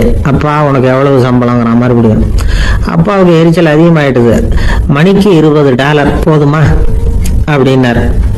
அப்படின்னா எனக்கு ஒரு $10 தர முடியுமா மகன்? இதுக்கு தான் என் சம்பளம் எவ்வளவுன்னு கேட்டியா? 2ஆம் வகுப்பு படிக்கிற உனக்கு எதுக்குடா $10 அப்படின்னு கத்தி விட்டு தொலைக்காட்சி பெட்டியின் முன்னாடி போய் உட்காந்துக்கிட்டு ஏதோ நிகழ்ச்சியை பார்க்க ஆரம்பிச்சுட்டார். கொஞ்ச நேரம் கழிச்சு மறுபடியும் மகன் வந்து நிற்கிறான். அப்பா ப்ளீஸ் எனக்கு ஒரு $10 கொடுக்க முடியுமா? மகனுடைய கண்களில் கண்ணீர். என்னடா அவன் கண்ணீரை காட்டி காரியம் சாதிக்கலாம்னு பார்க்குறியா? ஒரு காசு கூட கொடுக்க மாட்டான் போ அப்படின்னு விரட்டி விட்டான். மகன் கண்ணீரை தொடச்சிக்கிட்டே கண்ணை தொடச்சிக்கிட்டு பேசாமல் போய் படுத்துக்கிட்டானா. கொஞ்ச நேரம் ஆச்சு. அப்பாவோட கோபம் கொஞ்சம் கொஞ்சமாக குறைஞ்சிது. பிள்ளைகிட்ட கோபமாக கத்துனது தப்பு தாங்கிறது புரிஞ்சுது அவனுக்கு. எழுந்திரிச்சு போனான், படுக்கை இறக்கி போனான். மகனை பார்த்தான். அவன் தலையணையை கட்டி பிடிச்சிக்கிட்டு அழுதுகிட்டு இருக்கான். அவனை மெல்ல நெருங்கி அவங்ககிட்ட எதமாக பேசுறதுக்கு ஆரம்பிச்சானான். எதுக்குடா அவனுக்கு $10 பள்ளிக்கூடத்தில் கேட்டாங்களா அப்படின்னு கேட்டானா. மகன் சொல்லியிருக்கான், இல்லை டாடி, உனக்கு 1 மணி நேரம் சம்பளம் $20ன்னு சொன்னேன். நீ ஏற்கனவே எனக்கு கொடுத்த பாக்கெட் மணி $10 என்கிட்ட இருக்கு. இப்போ நீ இன்னொரு $10 கொடுத்தீங்கன்னா அதையும் சேர்த்து $20 ஆகிடும். அந்த $20 நான் உனக்கு கொடுத்துருவேன். அப்படி கொடுத்தா நீ என் கூட 1 மணி நேரம் செலவழிப்ப இல்லையா? அதுக்காக தான் $10 கேட்டேன் அப்படின்னு சொன்னானா. அந்த அப்பா கண்ணு கலங்கி போச்சான். ஆதரவோட தன்னுடைய மகனை கட்டி பிடிச்சி அழ ஆரம்பிச்சிட்டாராம். இதுதான் வந்து நண்பர் சொன்ன கதை. அமெரிக்கா மட்டும் இல்லை, உலகம் பூராவும் இன்னைக்கு மனித உறவுகள் இப்படி தான் மாறிட்டு இருக்கு. பெரியவர்கள் அறிவுரை என்ன தெரியுமா? உங்கள் குழந்தைகளிடமிருந்து குழந்தை பருவத்தை பிரித்து விடாதீர்கள் அப்படிங்கிறது தான். அதாவது இன்றைய குழந்தைகள் தங்கள் பிருந்தாவனத்தை இழந்து விடுகிறார்கள் அப்படிங்கிறது அவங்களுடைய கருத்து. இந்த நிலைக்கு நாம காரணமா இருந்துடக்கூடாது. குழந்தைகளோட விளையாடுவோம், குடும்பத்தோட உறவாடுவோம் அப்படிங்கிறது தான் நம்முடைய நோக்கமா இருக்கணும். இன்றைய உறவு முறைக்கு இன்னொரு உதாரணம் சொல்லுவாங்க. ஒருத்தர் வந்தாராம், அவர் பக்கத்துல ஒரு சின்ன பையன். நாம் அவரை விசாரிக்கிறோம், யார் இந்த பையன் அப்படின்னா அவர் சொல்றாரு, இவன் எனக்கு தூரத்து உறவு அப்படின்னாராம். இந்த தூரத்து உறவுன்னா எப்படின்னு இருக்கான். இதுக்கு அவன் சொல்லியிருக்கிறான், இவன் எங்க அப்பாவுக்கு 8வது புள்ள அப்படின்னானா. கணவன் மனைவி அன்பா இருக்கணும், ஒருத்தர் நல்லா புரிஞ்சுக்கணும், விட்டு கொடுக்குற மனப்பான்மை வேணும். அதுதான் ஒரு நல்ல குடும்பம். இன்னைக்கு பல குடும்பங்கள்ல அர்த்தமில்லாத சண்டைகள் தான் அதிகம். கிராமப்புறங்கள்ல வேடிக்கையா ஒரு கதை சொல்லுவாங்க. ஒரு ஊர்ல ஒரு ஆள் இருந்தான், வேலை வெட்டி இல்லாம சும்மாவே இருந்தான். அவனுக்கு கல்யாணம் பண்ணி வச்சாங்களாம். மனைவி வந்து சேர்ந்தா, சும்மாவே உட்காந்துருக்கிறிய, ஏதாவது சம்பாதிக்கிற வழியை பாரு அப்படின்ட்டு இருக்கா. அதுக்கு தான் யோசனை பண்ணிட்டு இருக்கிறேன், ஒரு அருமையான ஐடியா அப்படின்னு நானா. என்ன அது சொல்லு அப்படின்னு இருக்கா. ஆகும், ஒரு ஆட்டுக்குட்டி வாங்க போறேன்னு இருக்கான். அதை வாங்கி என்ன பண்ண போறேன்னா, அந்த குட்டி வளரும், பெருசாகும், அதுக்கப்புறம் அது நிறைய குட்டி போடும் அப்படின்ட்டு இருக்கான். சரி, அப்புறம் என்ன, அதையெல்லாம் சந்தையில் கொண்டுட்டு போய் விற்று விட்டு அந்த காசுக்கு ஒரு எருவு மாடு வாங்கலாம். சரி, அது எதுக்கு? எருவு மாடு நிறைய பால் கொடுக்கும், அதை கொண்டுட்டு போய் பால் பண்ணையில் கொடுப்பேன், அல்லது நானே விற்றுருவேன், கை நிறைய காசு கிடைக்கும். அதுக்கப்புறம் ஒரு பசுமாடு வாங்குவேன், பாலையும் விற்கலாம், நாமளும் காய் போட்டு சாப்பிடலாம், இப்படிலாம் சொல்லியிருக்கான். அப்போ அந்த பொண்ணு சொல்லிச்சான், அடுத்த தெருவில் இருக்கிற எங்க அம்மா வீட்டுக்கும் கொஞ்சம் பால் கொடுத்து அனுப்பலாம் அப்படின்ட்டு அந்த பொண்ணு. இந்த இடத்துல கணவனுக்கு கோவம் வந்துட்டுது. அதே எப்படி உங்க அம்மா வீட்டுக்கு எதுக்கு கொடுக்கணும், அதெல்லாம் முடியாதுன்னு இருக்கான். இந்த இடத்துல சண்டை ஆரம்பமாயிட்டுது. கொஞ்ச நேரத்துல ரெண்டு பேரும் சத்தம் போட ஆரம்பிச்சுட்டாங்க. கடுமையான சண்டை நடக்கிறத பக்கத்து வீட்டுக்காரன் காதுல வாங்கினான். அவன் கூடயாந்தான். அவனுக்கு தெரியும் வாங்காத மாட்டுக்காக இப்படி சண்டை போட்டுக்கிட்டு இருக்கிறாங்கிறது அவனுக்கு புரியும். அவன் ஓடி வந்து சொன்னான், ஏண்டா உன்னோட பசுமாட்டை ஒழுங்கா கட்டி போடக்கூடாதான்னு இருக்கான். என்னடா சொல்றேன்னா, இவன் உன் மாடு என் தோட்டத்துல வந்து மேய்ஞ்சிட்டுது, பயிரெல்லாம் நாசமாயிட்டுது, 10,000 ரூபா அளவுக்கு சேதம், அதை வாங்கிட்டு போறதுக்கு தான் வந்தேன், குடுறா 10,000 நானா. இவன் அரண்டு போயிட்டான். அப்புறம் சொன்னா, டேய் நான் இன்னும் மாடே வாங்கலையே, அதுக்குள்ள அது வந்து எப்படிடா உன் தோட்டத்துல மேயும், என்னடா உளர்றேன்னு இருக்கான். நீ தாண்டா இப்போ உளறிக்கிட்டு இருக்க, மாடே வாங்கல, அதுக்குள்ள எப்படிடா வந்து உன்னுடைய மனைவி அவங்க அம்மா வீட்டுக்கு பால் கொடுத்து அனுப்ப முடியும் அப்படின்னு அவன் கேட்டானா. நம்மளால இப்பதான் புத்தி வந்துதான். அர்த்தமே இல்லாத சண்டை போட்டுக்கிட்டு இருக்கிறோம் அப்படிங்கறத அவன் புரிஞ்சுக்கிட்டானா. இது நம்ம முன்னோர்கள் சொல்லி இருக்கிற ஒரு கதை. சண்டையில தான் அர்த்தம் இல்லையே தவிர கதையில் அர்த்தம் உண்டு. அதாவது இல்லாத விஷயங்களுக்காக சண்டை போட்டுக்கிட்டு இல்லறத்தை வீணாக்கிக்கிட்டு இருக்கிற மனிதர்கள் இன்றைக்கு நிறைய பேர் இருக்கிறாங்க. ஒருத்தன் தன்னுடைய மனைவியை பத்தி மாமனார் கிட்ட புகார் சொன்னானா, மாமா உங்க பொண்ணு அர்த்தமில்லாத சண்டை போடுறா, எதுக்கு எடுத்தாலும் எடுத்தெறிஞ்சு பேசுறா அப்படின்னு இருக்கான். நீ எப்படி மாப்பிள்ளை அதை சமாளிக்கிற அப்படின்னு கேட்டிருக்காரு அவரு. அவ எடுத்தெறியறது என் மேல படாம ஒதுங்கி நின்னுக்கிறேன் அப்படின்னு நானா. இவன் ஒரு பெரியவர்கிட்ட பேசிக்கிட்டு இருந்தேன். அவரு என்கிட்ட ஒரு கேள்வி கேட்டார். திருடர்கள் எத்தனை வகை தெரியுமா உனக்கு அப்படின்னார். இதுதான் அவர் கேட்ட கேள்வி. எதுக்காக என்ன பார்த்து அந்த கேள்வி கேட்டாரு தெரியல. இருந்தாலும் நான் வந்து அவருக்கு பதில் சொன்னேன். திருடர்கள்ல வந்து எத்தனையோ வகை உண்டுங்க. கார் திருடன், சைக்கிள் திருடன், முகமூடி திருடன், எப்படி சொல்லிட்டே போகலாம். இருந்தாலும் என்னுடைய சிற்றறிவுக்கு எட்டின வரையில திருடர்களை வந்து 2 வகையா பிரிக்கலாம் அப்படின்னு நினைக்கிறேன். ஒன்னு ராத்திரியில திருடுற திருடன், இன்னொருத்தன் பகல்ல திருடுற திருடன். அதாவது பகல் திருடன், ராத்திரி திருடன் அப்படின்னு பெரியவர் சிரிச்சார். என்ன சிரிக்கிறீங்களே, என்ன கள்வர்கள் 4 வகை அப்படின்னு ஆரம்பிச்சார். எப்படின்னு கேட்டேன். சாப்பாட்டுக்கு இல்லாம திருடுறாங்க பாருங்க, அது ஒரு வகையான். சாப்பாட்டுக்கு இருந்தும் திருடுறாங்க பாருங்க, அது ஒரு வகையான். இதை தவிர இன்னும் ஒரு 2 வகை திருட்டு உண்டு. அது என்னன்னா, ஆண்டவன் கிட்ட இருந்து நாம திருடுற திருட்டு, இன்னொன்னு என்னன்னா நம்ம கிட்ட இருந்து ஆண்டவன் திருடுற திருட்டு அப்படின்னார். எனக்கு ஒன்றும் புரியல. என்ன சார் இது, ஆண்டவனையே வந்து திருடன்னு சொல்றீங்களே அப்படின்னு ஆச்சரியமா. ஆமாங்க, ஆண்டவனை வந்து கள்வன்னு சொல்றது இல்லையா. காஞ்சிபுரத்துக்கு பக்கத்துல திருக்கார்வனம் அப்படின்னு ஒரு ஊர் இருக்கு. அங்க உள்ள பெருமாளுக்கு வந்து கள்வர்னு தான் பேரு. அது மட்டும் இல்ல, திருமங்கையாழ்வார் தம்முடைய திரு நெடுந்தாண்டகத்துல கார்வனத்துள்ளாய் கல்வா அப்படின்னு தான் அழைக்கிறார் அப்படின்னு நிறைய உதாரணம்லாம் சொல்ல ஆரம்பிச்சார். அதுக்கப்புறம் அவர்கிட்ட பேசி நான் புரிஞ்சுக்கிட்ட விவரங்களை தான் நான் இப்போ உங்ககிட்ட சொல்ல போறது. அதாவது அவர் சொன்ன முதல் வகை திருடர்கள் வந்து சாப்பாட்டுக்கு இல்லாம திருடுறவங்க. இவங்களை வந்து திருத்தி போடலாம். சாப்பாட்டுக்கு இருந்தும் பணம் சேர்க்கணுங்கிற ஆசையால பொய் கணக்கெல்லாம் எழுதுறாங்க பாருங்க, அவங்க தான் 2வது வகை. 3வது வகை திருட்டு தான் மிகப்பெரிய திருட்டு. இறைவனுக்கு சொந்தமானதை நம்முடையதுன்னு நினைக்கிற திருட்டு. எது இறைவனுக்கு சொந்தமானது அப்படின்னா ஆத்மா. பகவானுக்கு சொந்தமான ஆத்மாவை நம்முடையதுன்னு நினைக்கிறது தான் அந்த மாபெரும் திருட்டு. இதுக்கு பேர் தான் ஆத்மாபகாரமா. சரி, இதுக்கு பரிகாரம் என்ன? எல்லாம் இறைவனுடையது, நமக்கு ஒண்ணும் இல்லை அப்படின்னு நினைக்கிறது தான் இதுக்கு பரிகாரம். இதெல்லாம் இருக்கட்டும். 4வது திருட்டு ஒண்ணு சொன்னோம்ல, ஆண்டவன் நம்ம கிட்ட இருந்து திருடுறது. அது எப்படி? ஆண்டவனை வந்து கள்வன்னு சொல்றாங்க, அது சரி. அவர் என்னத்தை திருடினார்? இப்போ இன்னொருத்தருக்கு சொந்தமான ஒன்னை எடுத்து வச்சுக்கிறது தான் கள்ளத்தனம். ஆனா ஆண்டவன் எடுத்துக்கிட்டோம்னா இருக்கிறது எல்லாமே அவனுக்கு சொந்தம். அப்படி இருக்கிறப்போ அவரை எப்படி கள்வன்னு சொல்றது? இது என்ன புரியாம இருக்குது அப்படின்னு சொல்லி பார்த்தா அதுக்கும் விளக்கம் சொல்றாங்க அவங்க. அதாவது ஆண்டவனுக்கு வந்து உருவமே கிடையாது, அருவமா இருக்கிறவன், அதாவது உருவம் இல்லாம இருக்கிறவன். அப்படி உள்ள பகவான் வந்து நம்மள மாதிரி உருவத்துல இருக்கிறான். நம்மள மாதிரியே கையை காலு மூக்கெல்லாம் இருக்குது ஆண்டவனுக்கு. இந்த உருவம் நம்ம கிட்ட இருந்து திருடினது தானே. அவன் வந்து தன்னுடைய உண்மையான திருமேனியை வந்து நமக்கு காட்டாம, அதாவது தரிசனம் கொடுக்காம இருக்கிறது கள்ளத்தனம் தானே. அதனால்தான் இதுவும் ஒரு பெரிய திருட்டு, இருக்கிறதுலயே மிகப்பெரிய திருட்டு அப்படிங்கிறார். என்கிட்ட பேசிக்கிட்டு இருந்தாரு, இந்த விஷயம்லாம் சொல்லிட்டு இருந்தாரு அந்த பெரியவர். அதாவது திருட்டை ஆன்மீக நோகத்துல அவர் பார்க்கிறார். நம்ம பார்வையில இதை விட அபூர்வமான திருட்டுலாம் இங்க உண்டு, அபூர்வமான திருடர்களும் உண்டு. ஒரு திருடன் சிறையிலிருந்து விடுதலையாகி வெளியில போனான். கொஞ்ச நாள்ல மறுபடியும் திரும்பி ஜெயிலுக்கு வந்துட்டான். அப்போ சிறை அதிகாரி அவனுக்கு அறிவுரை சொன்னாராம். ஏன்பா இப்படி அடிக்கடி தப்பு பண்ணிவிட்டு ஜெயிலுக்கு வந்துடுறிய, உனக்கு சொந்த பந்தம் எதுவும் இல்லையா?